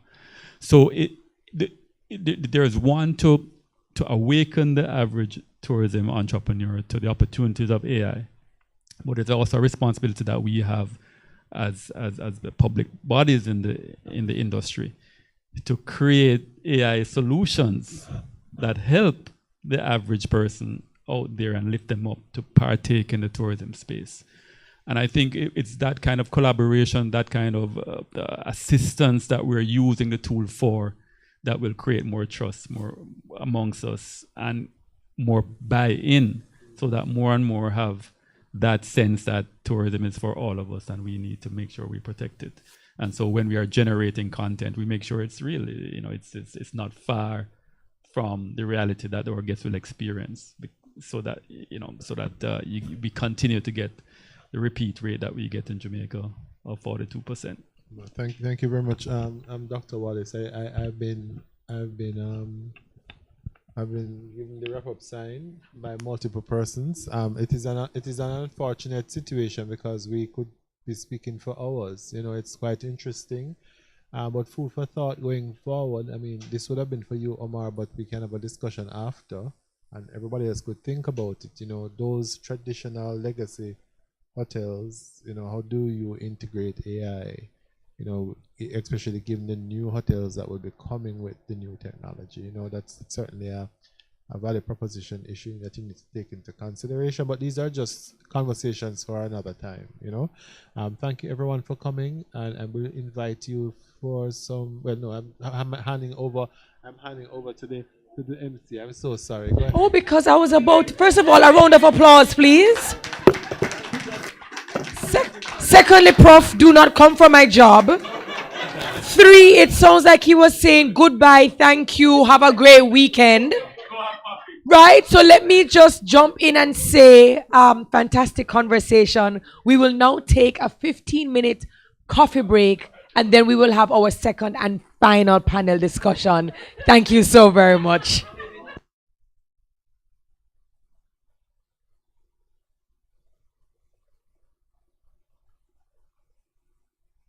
Now, will the person who's, I didn't get the make and model.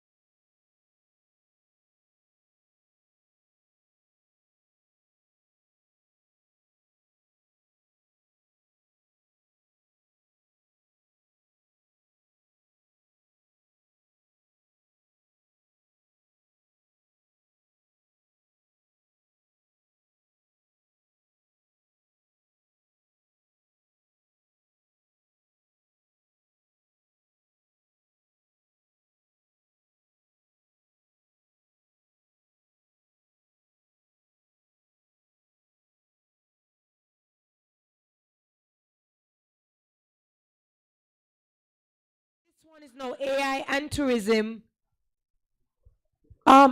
If you can hear me, clap once.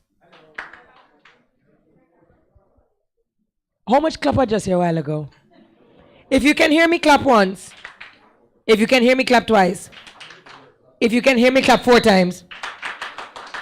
And I know that that was Dr. Orville Taylor. Okay, troublemaker. Troublemaker. AI and tourism, enhancing sector capabilities with I. We are behind, so I'm going to jump right into it. I'm going to invite my moderator to sit right here beside the lectern, and our other esteemed panelists can sit anywhere. It's free seating. I'm going to invite Dr. Orville Taylor, lecturer and labor specialist, to the panel. Andre Campbell, e-learning and tech management, Sandals Corporate. Renee Menzies McCallum, Director, Guardsman, Metaverse. Mr. Brian Kane, Innovation and Strategy Director, Group Business, Digital Group, Digicel Group. I'm going to invite you. It's open seating, free seating. Dr. Orville Taylor, Andre Campbell. My moderator is going to sit here. My moderator is Dr. Donovan Johnson, who we heard earlier in the first panel. And now we have everyone seated and ready to go.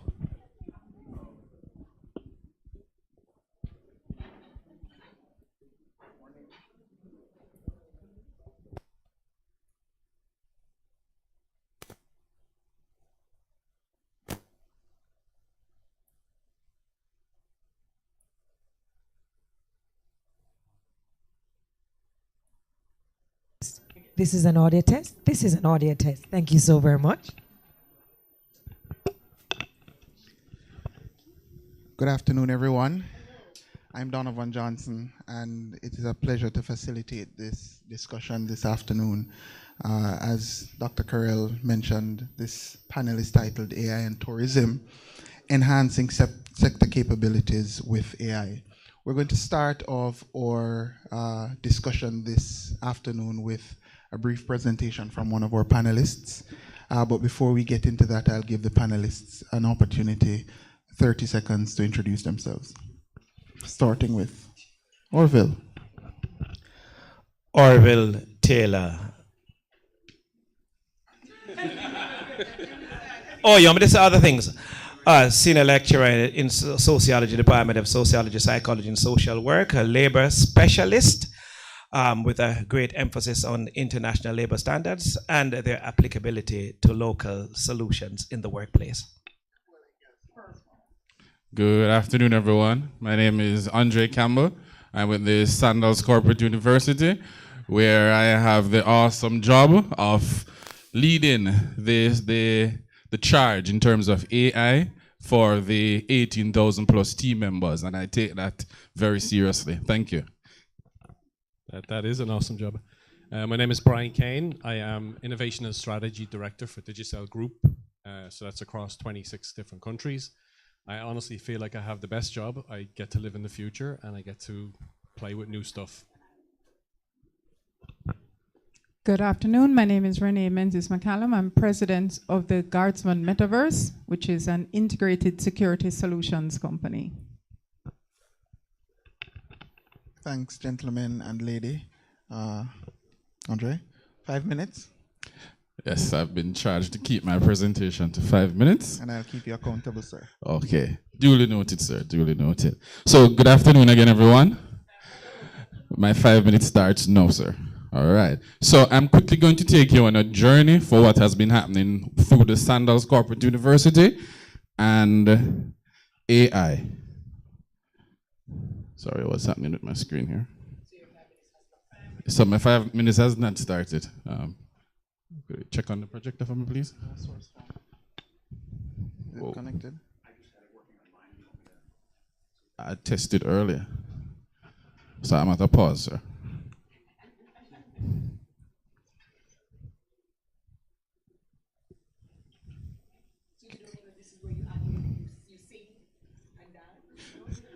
I'm not in entertainment in the group, yeah. All right. The visuals, just quickly go through. So the journey that we've been on in terms of AI with the Sandals Corporate University and our team members is one where we have joined in a partnership with Eon Reality. You'd have heard the Honorable Minister mention it earlier.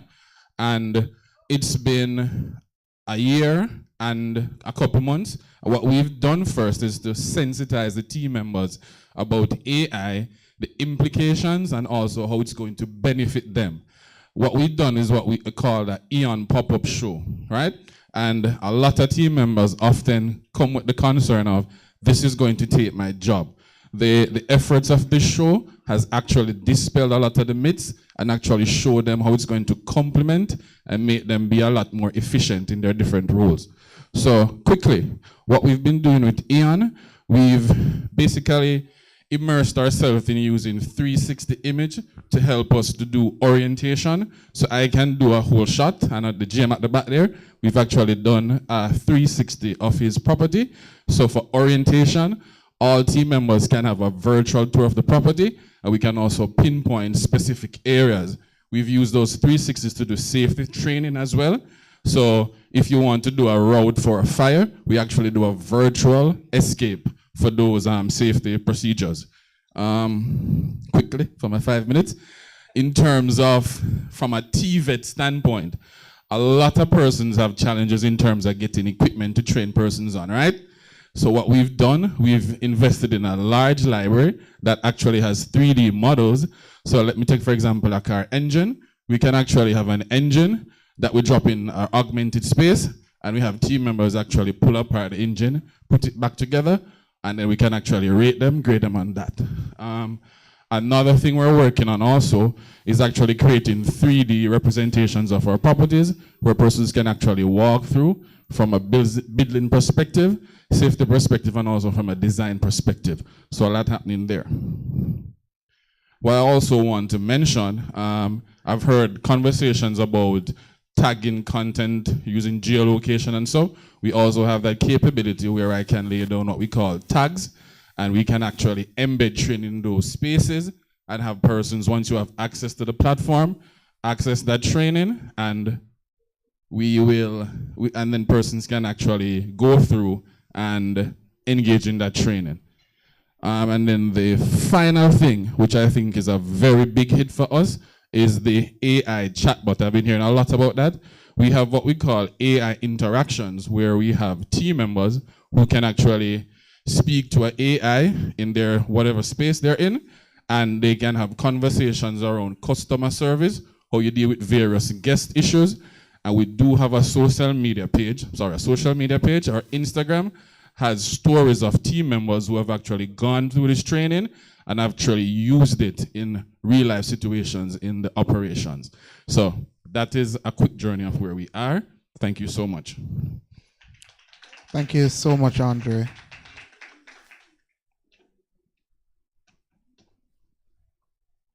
Thank you so much. Oh, certainly. Thank you. So we've heard a lot about what AI is and some of its capabilities and its capacity to improve and enhance tourism. So we're not going to go much into talking about those preliminary stuff. So I want to dive on the very deep end, and Orville, I want to pick your brain as the sociologist in the room. From a community-based perspective, what role do you think AI can play in promoting community-based tourism and ensuring inclusivity in Jamaica's tourism offerings? I know when we spoke earlier, Dr. Wallace spoke about it's not just all-inclusive tourism, but all of Jamaica being included in tourism, right? With the advent of AI, from a sociological perspective, how do we ensure this? No one is left out. All right. It's very difficult for me to extricate the mind of the sociologist from the labor relations specialist, because it's all about people working and trying to work on the conditions whereby they are eking out their living, right? Because when people are talking about community tourism, it is not simply about looking at dealing with the place as a museum or artifacts. You're talking about interacting with people who are engaging, but at the same time they are earning a living. And so therefore, whenever you talk about earning a living, it must be built upon or predicating on an assumption of this thing called decent work, where you treat people according to certain international guidelines. So the cool thing about that is that the ILO has a number of indicators which can be crunched into some kind of an algorithm. In fact, so many years ago, I don't know if Lloyd might have remembered when we was talking about e-development and stuff like that as a graduate student, and I was trying to come up with this thing called a labor development index, right? Artificial intelligence, amazing tool, but understand that we are still drinking the same water like the dinosaur, and unless you find some other way of changing people from being human beings, you are still going to have to use the same kind of methodologies to deal with humans. That doesn't dehumanize them. And I'll tell you the large body of research, and I've looked at it across all industries. I made some of these predictions, including in this industry, by the way, right? That there is no way around it. The best way of getting the best kinds of outcome is to smaddify the people. That's a Jamaican word, by the way, to treat them as if they are smaddy, right? But AI has ways of picking out certain kinds of indicators. You can pull together, of course, best practices. The problem with the best practices is that from time to time they will build up these stereotypes and archetypes that might exclude people. But as you know, we have been in other places, Kerry, where we have pulled together some of the best practices, and so you can get them at your fingertips, so you don't have to be reinventing the wheel all over again. Even though some people do that, because sometimes you need a spoked wheel or all-terrain wheel, etc., right? But it's still a wheel. So the AI will certainly bring forward some of the practices. You can, you say forest conservation, community tourism, Costa Rica. Si so puedes hablar en español, if you can speak in Spanish, then you can make the translation. You might have to ask yourself, why is it not working in Haiti? It's, but those kinds of things. So AI is an amazing tool. But remember, people, it's a tool. It's a tool. And AI doesn't have with it this thing called human discretion. And no matter what, it's always going to be machines making certain kinds of decisions which have to be mitigated by human beings. And the human beings who mitigate those decisions have to be treated decently. Thank you, Orville. Thank you. Thank you for putting things into that context. Andre, I'll skip you a bit and jump over to Milarco. You work with a large, what I know of Digicel to partially be a large tech company in different respects. Digicel produce technology solutions, right? From an industry perspective, we have spoken about in the discussions leading up to now, what can and should government do? And one of the things that I know of a fact is that partnerships are required, right? Because the government alone cannot do it. No one can argue with that. How and in what ways, therefore, can all the players, and many of the players are in the room today, in the Jamaica tourism space, collaborate with companies like yours to accelerate AI adoption and innovation in the tourism sector? What are those tangible things that must be done to accelerate that? Because then in answering that question, it provides good lessons for not just the large companies but or large entities in the government space, but also the smaller ones, which we have been discussing. So from your perspective, what do you think would drive that?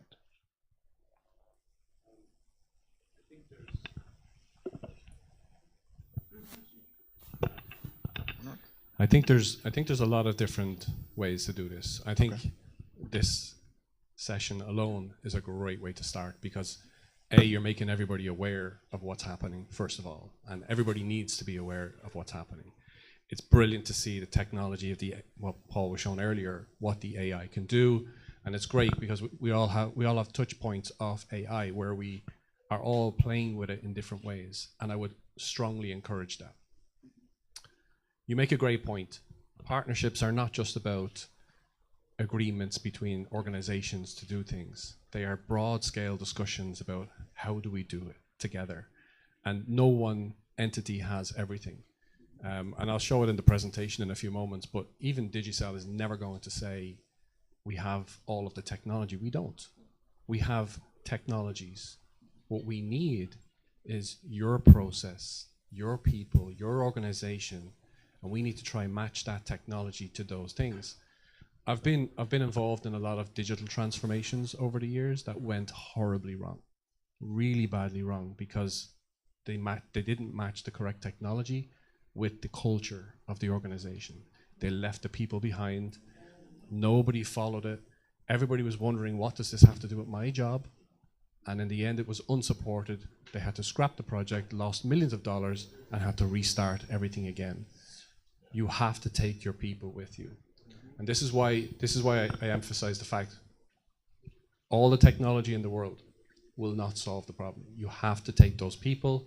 You have to look at your processes as well. So broad scale discussions, I think, are a great way to do it. The agreements are just a piece of that. We have to all agree on exactly what to do. And listening to this morning's panel was fantastic, because it gave me a really good objective look at how Jamaica is looking at this problem and how you guys are trying to figure out how to do this right for your type of people. It's not just about changing the AI to speak patois. Do you understand? We've got to make it think in the best way possible. It will never be human, of course. We've got to try and make it think in a way that suits Jamaican people. Well said, well said. You know,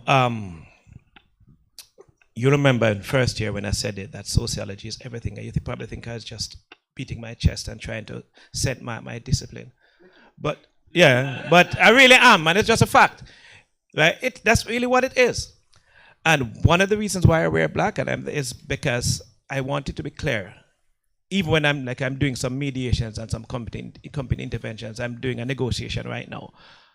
And I'm saying to one of the persons who's an expatriate, I said, leave this one to me, I will do it. Because you have to understand the culture. You know, I made a trip to Africa in August, and the Ghanaians are very, very much like us. But we are very different because of the plantation experience. We are very different because of that journey across the Atlantic. There are some things that happen here. The Jamaican Indians are West Indians. They are not continental Indians. There's something that happened here. Why the Jamaican chop suey taste is different from that which you get in China. Why the Jamaican roti is different. You understand what I'm saying? So you have to get there. It's a very, very, very important point. And you know, I had a conversation with some people at the Productivity Center, and I'm sitting back. Because by the way, I'm the person who I think introduced the labor market information system and stuff when I was the director of whatever it was at the Ministry of Labor 30 years ago. See? So I'm just watching it at the last thing we had, and I was just very, very excited about it. And I said, you know, putting together the technology, etc. I said, but don't lose the humanity and all of that, and don't lose the culture and all of that too. Because there are some little nuances, some little words. So my Indian friend, for example, my Asian Indian friend comes to Jamaica, and somebody says to him, you know, you're a nice schoolie man. Or, you know, my friend from Korea came to me very, very upset that everybody's calling him Mr. Chin. Yeah? Or that somebody who was, who has a lot of body, and they're calling her, I'm fatty, make 2 more dumplings for me now. Who are you calling fatty? Oh, I'm sorry. It's a descriptive, not a prescriptive. Or if you're very dark skin, you name blacks. And it's not a descriptive, it's a descriptive, not a prescriptive. And so those are some very little nuances. Somebody say hush, it means never mind in Jamaica, but only in Jamaica. In other CARICOM countries, it means shut your mouth. So can you just imagine somebody say, a nice coolie boy like you, who you call coolie? Hush. Those kinds of things. So it's a very important point, and I'm very happy that you've made it. Because unfortunately, though, my brother, people who are here, who live here, who grew up here, might have gone to college somewhere else or whatever, but who grew up here, totally downplay the importance of understanding the local environment, even though they are the products of the environment themselves. Thank you. Very important point. I agree, and I'd like to follow up on that, Brian. I guess I'm looking for some specifics here in your own experience of engaging and relating with various entities and governments in that partnership to build digital resilience, especially around this issue of AI. What seems to be the most challenging thing in that engagement? Because we want to understand, how do we hurdle some of these things? What seems to be the most challenging thing in those engagements? I think the most challenging thing is to get the right people to the right table. So I think, I do this same conversation with about 15 different countries per year. Yeah. So every year we have, and I think the biggest challenge is execution. It's getting people to do things. It's getting policy permission to execute on something. And I think what I've discovered is a lot of people are a little bit afraid to do something because they're afraid of consequences. But the whole point of technology is that we do play with it. We find and test its limits. You've seen some examples this morning from Paul's presentation about, let's break it. Let's see what we can do. So someone made the comment this morning, I can't remember exactly who, I think it might have been Omar maybe, we've launched AI and the policies are so far behind, right? And McKinsey made this expression a couple of months back. They said, it's like we've opened Jurassic Park, but we haven't installed the electric fences yet, right? But it's so true, isn't it? The technology typically goes faster. The faster policy catches up, the countries who have better policies are much better at executing. The policies are so important. You've got to get them ready. And I think that's for me anyway, that's the key thing, execution. And to do that, you need permission. To do that, you need policy. I think that's well said. And it underscores the importance, as we were discussing earlier, that digital transformation requires people, technology, and process. And that process piece is where policy standards and guidelines, legislation becomes important to set the guardrails so that we're doing things the right way. I would just say one more thing just to add Please. to it very quickly, right? Is that don't think of AI as a purely technological problem. It's not. It's a people problem because you're using it to help fill the gaps for people. In fact, I'm pretty sure that in a few years' time, we're going to have resumes for AI chatbots and resumes for assistants. And those resumes will say, this AI chatbot is very good at this. It's really bad at this. It can speak 3 languages. But that's what it is. And it won't be managed by IT. It will be managed by HR in the future. Because HR will be the one assigning the resources based on the need of the team. So it's going to have to be a human level problem, not a technical problem. Therein lies the importance of understanding the human and culture. Renee, I'd like to jump over to you a bit. You're doing a lot of work in the metaverse, I hear. And I think at Guardsman Group, correct me if I'm wrong, you interact with so many businesses, so many entities of different size and scale and so forth. And you, the company itself, falls somewhere along that spectrum from small enterprise to large enterprise. From your experience, how can these enterprises, medium, small, large, in the tourism sector, how can they leverage AI to compete, especially small and medium-sized enterprises? How can they leverage AI to compete with each other and with enterprises larger than themselves? Thank you. To just go back to some of the things that were said earlier, absolutely, the people are important. All of our guards are going to be, those we have started, trained in all of our AI. So our guards are able to utilize the AI and make their jobs better. So it's also part of upskilling. So let's say as part of the tourism industry, some of the simple things we do is remove that book where everybody's writing down the license plate of everybody that comes in, and we put license plate recognition technology at the gate. And it doesn't just tell me the license plate of the car. It tells me the make, the model, and the year of the car. So if I need to track that car later, I have all that information. I don't know if I have a license plate. So that frees up the guard. So the guard can now be an ambassador for the hotel that he's at. He's no longer busy writing this down. The other thing we have is visitor access management. So you can actually send a QR code ahead to your guest. So when your guest gets to the gate, they hold up their phone with a QR code, the guard scans it, they've entered the property. You've now logged that entry without having somebody take an ID, write it down, look them up on a list. So the integration of the person with the technology is what is going to make it better for our tourism industry. a simple thing that we have done is we overlay AI on cameras that people already have, because everybody's invested in a lot of cameras and it's very expensive. So we are able to bring AI technology, and if you can think of it, we can build it. And we work with Crimson Tide in that regard. That's our partner in it. And we have, I'm not going to name who it is. All the hoteliers in the room know who it is. Please don't say the name. There is a gentleman who tends to break into hotels, and he has a habit of wearing a backpack, shorts, and a cap. Guests typically don't walk around like that. He also has a habit of entering through patio doors that were not secured. We were able to build an AI model that will flag that behavior so that the guard is now paying attention to that particular individual to see if it is an actual guest or if it is that individual. So as we said, it's a matter of upskilling, it's a matter of giving people who are operational the benefit of not having to get up and walk the property because the AI is sitting on their desk and flagging things to them. So do you want to know how frequently this bar is used and how many people and what night of the week, so you can schedule it? The AI can do that. Do you want to know how many people exited the building? Do you want to be able to send a message to every phone in the building because there is a danger in that building and you need everyone to exit? You can do that.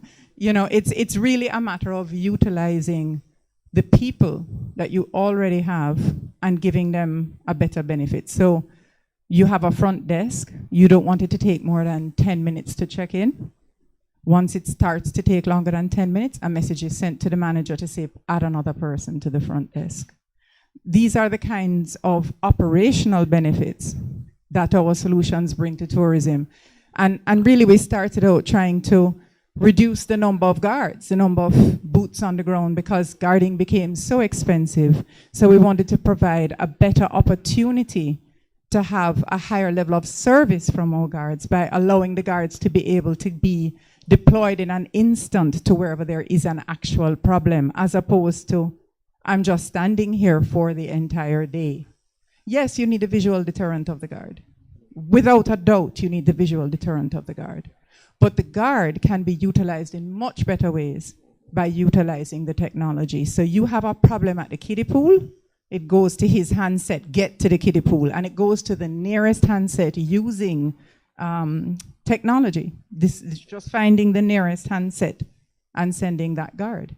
So it's no longer somebody trying to say, where is John? Send John. Where is, you don't have that sort of problem. We're able to just dispatch. So I don't want to keep going, but you understand. This is here going is great, and this is very interesting. And something that you mentioned just now, the thing that jumps at me is you said that the use of technology and AI in this context has enabled what I interpret as greater partnership between your company and the company you're securing, in that it takes away some of the mundane responsibilities of the guard and allows the guard to be an ambassador for that company. And so, leading off an earlier point that we're talking about partnerships, public-private partnerships, perhaps then one of the ways in which AI can enhance productivity is between private-private partnerships in those ways. Do you have anything to share on that? Absolutely. We do business with many different sized organizations, from the little mom and pops, including small hoteliers.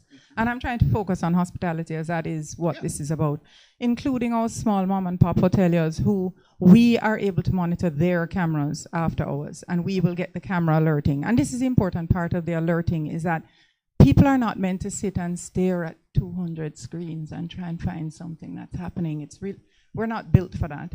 So the technology isn't going to fall asleep. It isn't going to miss a movement. It's great.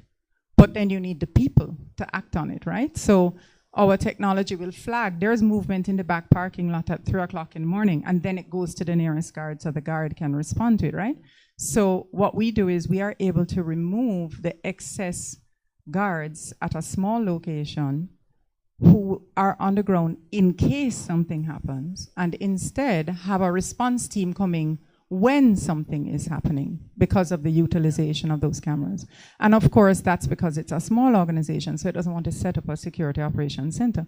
But in one of our larger hotels, who has a few different properties, we have already executed a security operations center that allows them to track where the guards are on their property, all the license plates coming in, visitor access management. Something just fell out of my head. But, vehicle tracking for their personal vehicles that go out on the scene, and the camera alerts. And it goes out to the guards as needed. And the guards are now in the lobby dressed in that company's attire because they don't want them to look like guards. And they are loss prevention. And they interact. They interact with the guests.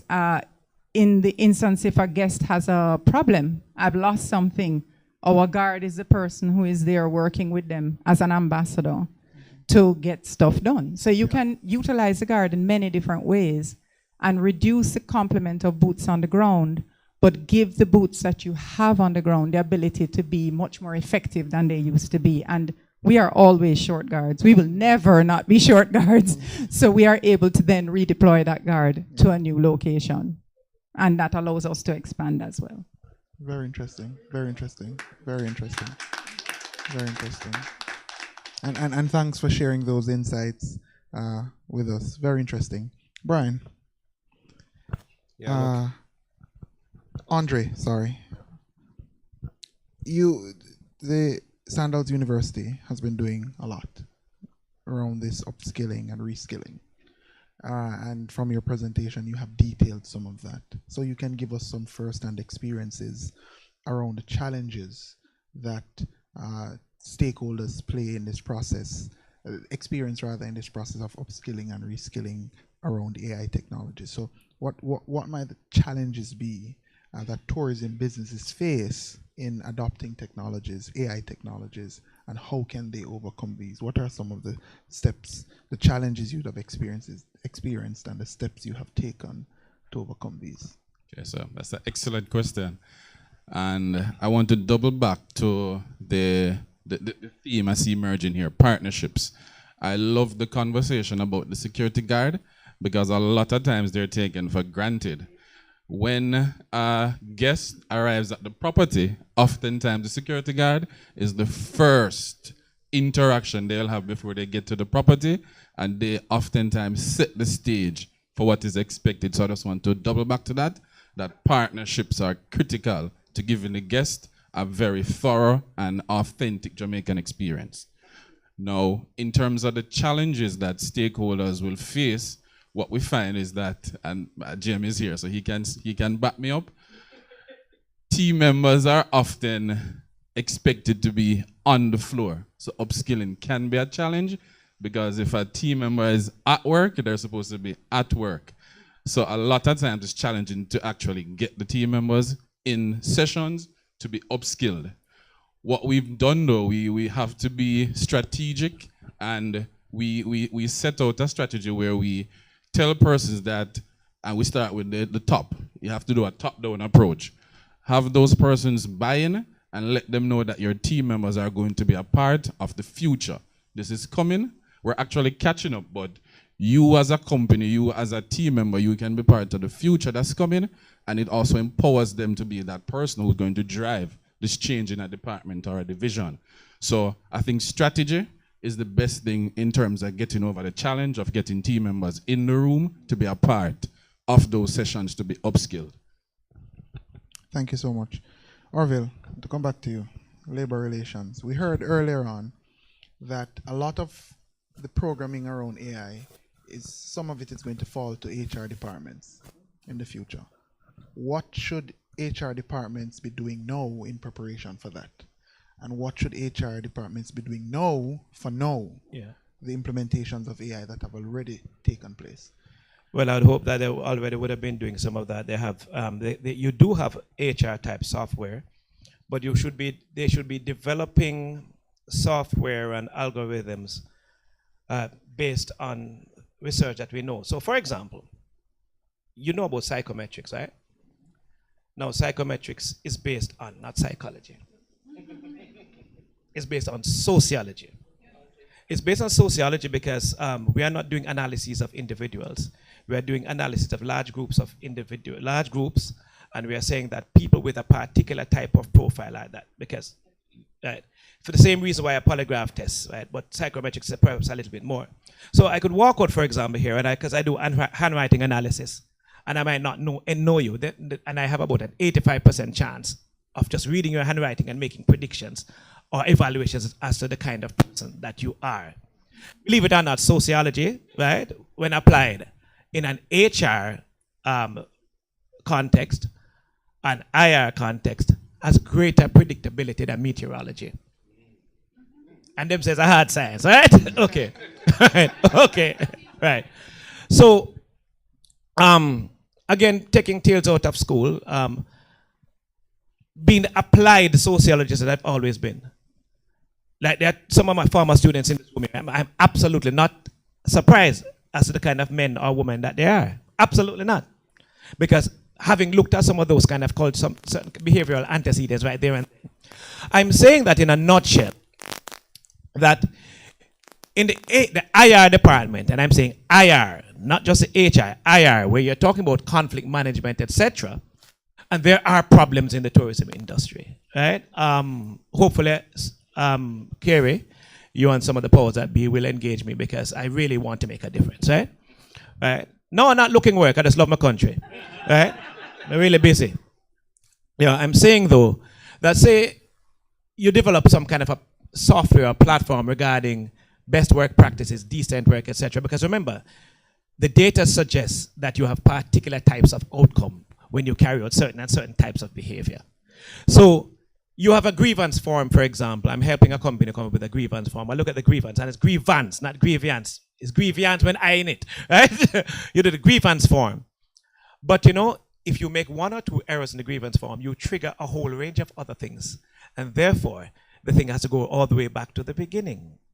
But if you don't use the software, you don't use that kind of thing, because not everybody will have it at their fingertips. You end up before the Industrial Disputes Tribunal, you make a mess, you create industrial action, you're embarrassed, etc. While had you gone back and done all the things that you need to have done. So again, it's human beings have to be doing it. But it is very, very possible. So for the HR department to be coming up with all of these platforms, all of these, you know the funny thing about it, I don't like math. I'm not very good at computers, but when the ministry came and I was director of research, statistics, and payment unit, I remember where it is now. Yeah, in the early 90s, and we said let's do the labor market information system thing, the labor forecasting thing, etc., etc. Plug that in. I can imagine just now, 30 odd years later, when you build that around AI, amazing, serious reduction of industrial and other kinds of interpersonal conflict, and then since we're talking about large numbers, right? Because it doesn't have to work for everybody, right? Then the human beings will be able to mop up some of the cases where the AI doesn't do it. Yeah, pretty much. It's the same kind of security type model. It's the same crime fighting model. It's the same crime fighting model. How much years ago, when I was chairman at the police college, we were talking to the commissioner. And by the way, think about it. In the year 2014, we had 1,000 murders. 1,005. Something was happening at the time, yeah? And I said, you know what, things that you need to do? Because you can't, no matter how many policemen and women you put on the road, there's 14,000 now. It's not going to make a difference, right? What you want is a higher level of technology. You know what the Swiss are doing? The Swiss in 1990, made at Geneva, 1990 people, you know how long ago that is? About 34 years. Man driving, and he reaches home, and he gets a speeding ticket. Police come the next day, somebody else, because the AI generated a set of questions, because that person who's driving the vehicle is not supposed to be that person, right? This is 1919, a brethren and sister, right? And so I've been saying, you know, that the police officers need to have this handheld or car-held device, because and you realize that that person don't pay maintenance or something like that, you know, that kind of thing. So that is where we need to go, really, overall. It will enhance everything, security, performance, all of that. It is not an enemy. It's a great tool. But remember, I said it's a tool. Yeah. Yeah. Rennie wants to follow up. Thanks. I'm glad you brought that up because at the end of the day, for us, Guardsman works very closely with the police, as you would imagine. We have very great relationships with the police, and we are always open to public-private partnerships. We work very closely with the government as well. Whenever we have ideas on things that can be executed, we go to the government. Of course, if they need our support, they call us. We firmly believe that those public-private partnerships and the use of technology as we move forward, and you can see the police are stepping up their technology. We have weapon detection capability, and our weapon detection capability can be utilized just to say that Renee's has a firearm here, right? But it is also driven by a number of certainty, an element of certainty. So it says because I have this here, let's say this was a firearm, and it's not visible, and my coat is showing that there is something there, it may say 40, 50%. But should my hand start to hover in this region, it's gonna ratchet it up. And if I go near the cashier and my hand is in this region, it's gonna say problem, problem, problem, problem. And that's the sort of thing that we do with AI is we build it with a level of certainty. So that you have time to look at it and decide, is this a real threat or not? Because you don't want to act on something that is not a credible threat. Thank you. Interesting. Brian. Yeah. Look. All of this brings into question the issue of data privacy. That all of this technology warehouses data, it collects data, and it uses data to make these decisions. When Renee's LPR cameras capture someone's license plate and the make and the model and all of that, that data goes somewhere, right? Talk to us about the importance of protecting data privacy in this particular context. So I'm pretty especially, in the tourism context as well, where guest data of course is collected every second of the day. I have the perfect example actually, and I actually had it in the presentation, but I don't mind saying it now. So everybody in this room would be familiar with Oracle Hospitality and Skift.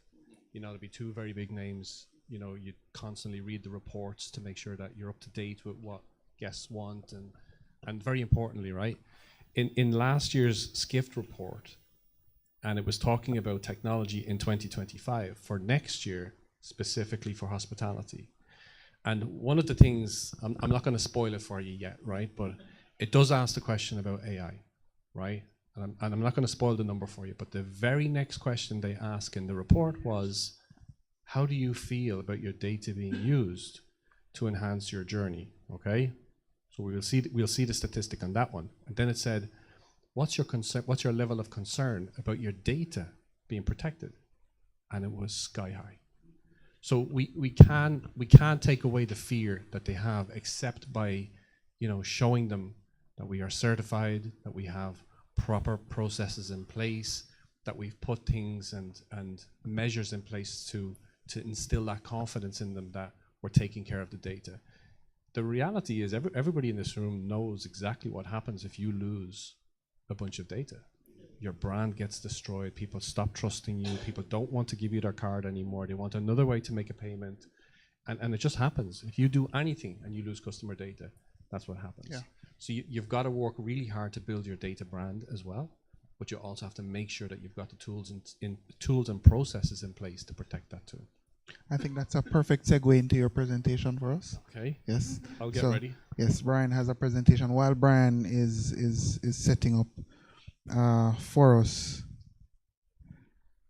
Andre, given your role, the role you currently play as a key stakeholder, what's your vision for the future of AI in Jamaica's tourism industry over the next decade? And then how will that impact the work that Sandals University is doing? And is there space for greater collaboration and partnership so that it becomes a part of the industry standard and not just sandals?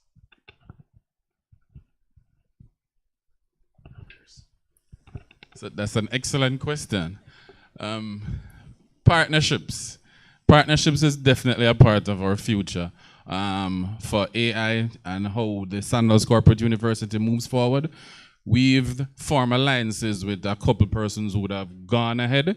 They would have invested in AI technologies already, and we found that that has helped us in our journey to not reinvent the wheel. And what we found is they have learned some lessons, sorry, and we are not allowing ourselves to make those mistakes. So the partnerships are key for us. The future is bright. What we found is that we are more efficient now in how we develop content for our different stakeholders. I'd have mentioned that we support 18,000 plus team members, right? That's from the Sandal side, but also from the automotive side. Our executive chairman is he loves to diversify, so we actually have to support all of those initiatives. And we have to develop content at a rapid pace. And what we found is that we've been able to do that with the use of AI and different technologies, but we cannot lose the Sandals essence of what we do. So when we generate, we actually sprinkle, what we like to call, we sandalize the content. So that is a part of our DNA for the future. Yes, we sandalize. So we plan to use AI, sandalize it, and also embed it in our culture going forward. That is my vision for Sandals Corporate University. And I know my boss is watching, so she may say, Andre, do we have the budget? But yes, that is the future. Yeah, thank you. How many minutes do you give me? 5. All right. I prepared 20. Right, so I'll skip quickly through a few of these, right? So just very quickly, travel is very difficult, we all know, okay? All of the lines, by the time somebody gets to your doorstep, they're already in a bad mood. And I honestly admire you guys so much for the work that you do, because I do not have the patience that you guys do. I had my own personal experiences where I arrived in five-star VIP hotels, and just one process would upset me. Them taking my card details and bringing it to another room. And I hated it. Absolutely hated it happening. And you've got all of this, there's plenty of examples of this all over the web.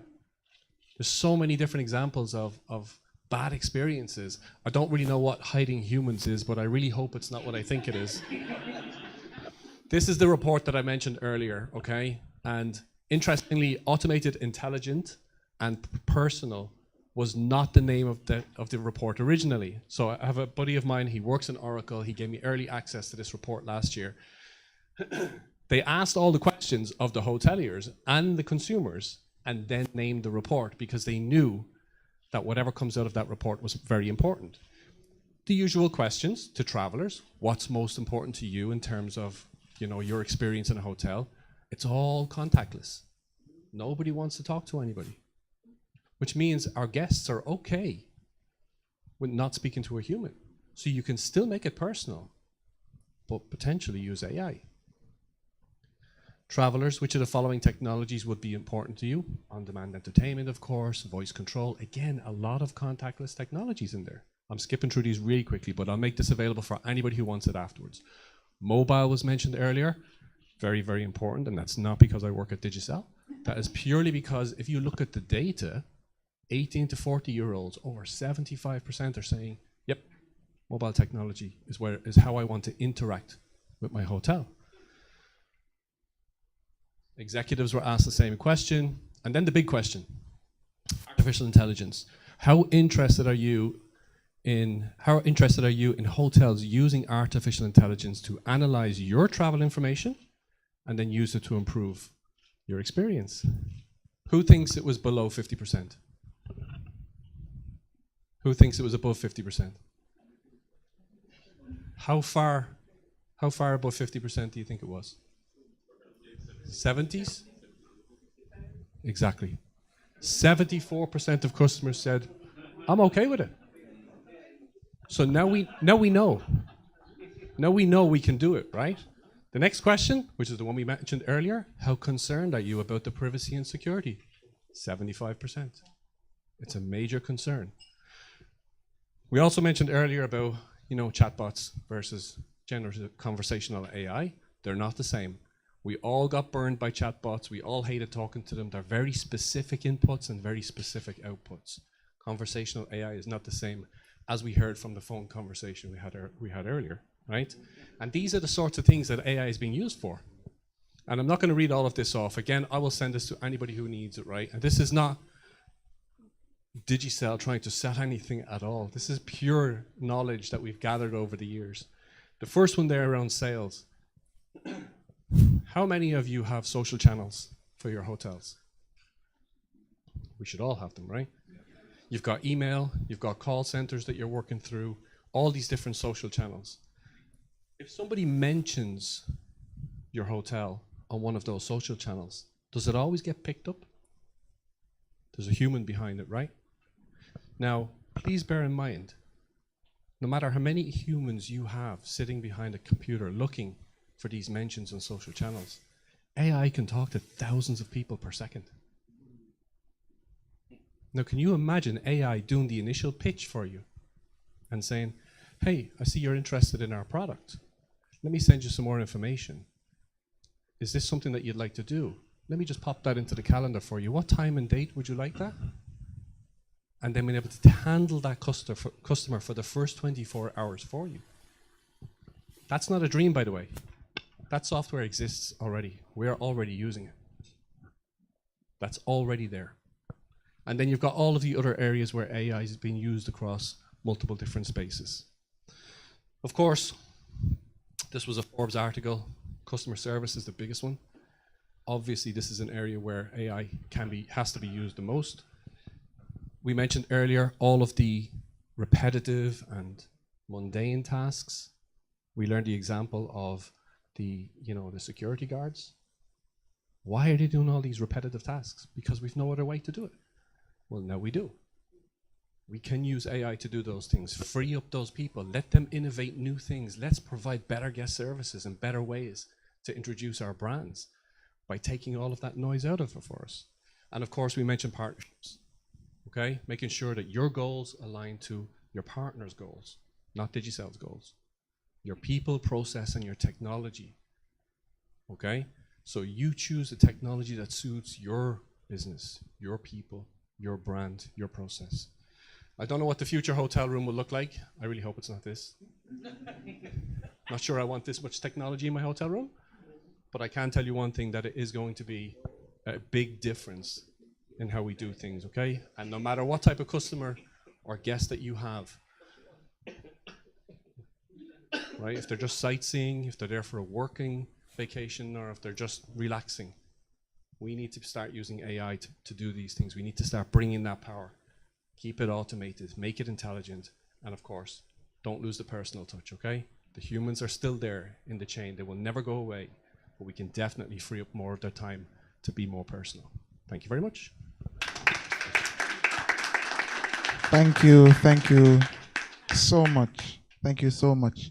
As it is not my job to dismiss anyone, I will dismiss the panel, as is my right, and say thank you, gentlemen and lady, for your insights, for taking the time to share with us, and for engaging in this enriching discussion. Thank you all.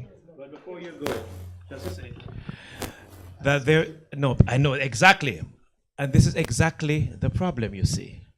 Because there are certain protocols which must be followed, which follow the rules of natural and the principles of natural justice when you are carrying out a termination of employment. As a consequence of that, I do believe that this is the IR model that you should learn to follow. Bless you. Thank you, Dr. Taylor. Ladies and gentlemen, put your hands together for the panelists. Fantastic conversation, fantastic moderation. This felt like a fireside chat with 4 people. It was amazing. My takeaways, even though we're speaking about AI, take your people with you. I thought that was something that really resonated. Something else, tech is nothing without strategy and inclusion. So you can employ and implement all the technology you want. If you don't have a strategy, and you're not including the right people at the right time along the value chain, then you just have technology. AI is not a technical thing, it's a people thing. I thought that was really fantastic. And lastly, build and protect your data brand. So while we're speaking about AI, there's a lot of people talking about building out the data and having the smart data and having access to the data. We hope that people will keep the same energy and consistency when it comes to protecting people's data. Because I promise you, if my data is breached, I'm gonna tell everybody not to do business with you. And I'll go further just by saying, if you're not gonna even think or plan about protecting people's data, you should not be in business, period. That has to come first. So I absolutely love the conversations. We spoke about tourism and so many other things. Congratulations to the committee and all the members who really put this together. I cannot wait to see this get bigger and bigger and bigger. And certainly, Brian, last thing I will say to you is, because Alex is in the room and Alex is like my AI, he's like Alex Intelligence. And while Brian was saying, don't you want to get, the AI to propose a pitch to you and then say, hey, I'll put it in your calendar and I'll work it out. And I had to look at Alex and say, boy, you kind of look dark, But never, because again, what we want to emphasize here is that AI is not here to replace. It is here to maximize. It is here to optimize. And we got that discussion. We got those really important points from all of the panelists a while ago. Really enjoyed this entire forum. Am I the only one who's excited? Okay, I was just making sure I'm not the only one who was just high on Sandals banana bread. So, that being said, I will hand over the honor of the vote of thanks to be moved by Mrs. Caroline MacDonald Riley. Please make her welcome. Thank you so much, Madam Moderator. And of course, I'll not stand between you and lunch, because I think that's another great opportunity for us to see what Sandals have in store for us. However, I'd love, on behalf of the Tourism Linkages Network and the GTRMC, to say thank you. It was really wonderful hosting you, and I'm sure we not only learned a thing or two, but we can resonate with what was happening here. We look forward to the next series where we move to another property and we speak about other things. So we're not done here. We're coming with other sets of information. P.S. I'd love to perhaps Zoom from the ministry in one of those where we get all of our staff involved to also share with them and hear their perspective. But it was wonderful being here. Thank you so much, my EDs and leaders of the tourism industry. It was our absolute pleasure to host it. My linkages team, take a bow and look forward to seeing you in the next series. Thank you. Thank you so much. And David, was this your first time to Jamaica? I came on a cruise ship once. Doesn't count. It doesn't count. It doesn't count. We wish you. Did I just say it doesn't count in like a hotel? It doesn't count. You have to come. You have to stay. You have to eat your jerk chicken. Okay, no, maybe not. Everyone, we welcome all of you to our shores, no matter what channel you take. No, what I meant to say was, we thank you so very much for coming to our island. We thank you for being our keynote speaker. And in Jamaica, we like to talk about bononononos. We like to give you a bonononos hug, and we want to get a bonononos kiss. Just thank you so very much, and we send you back to your very cold city. Oh no, I'm dismissing right now, but I'm just thanking our keynote speaker who is going to go back to this cold country. Thank you so very much for being here. With that being said, everyone, bon appetit, and for those of you driving back to Kingston, we wish you journeying mercies. Have a great weekend. Take care.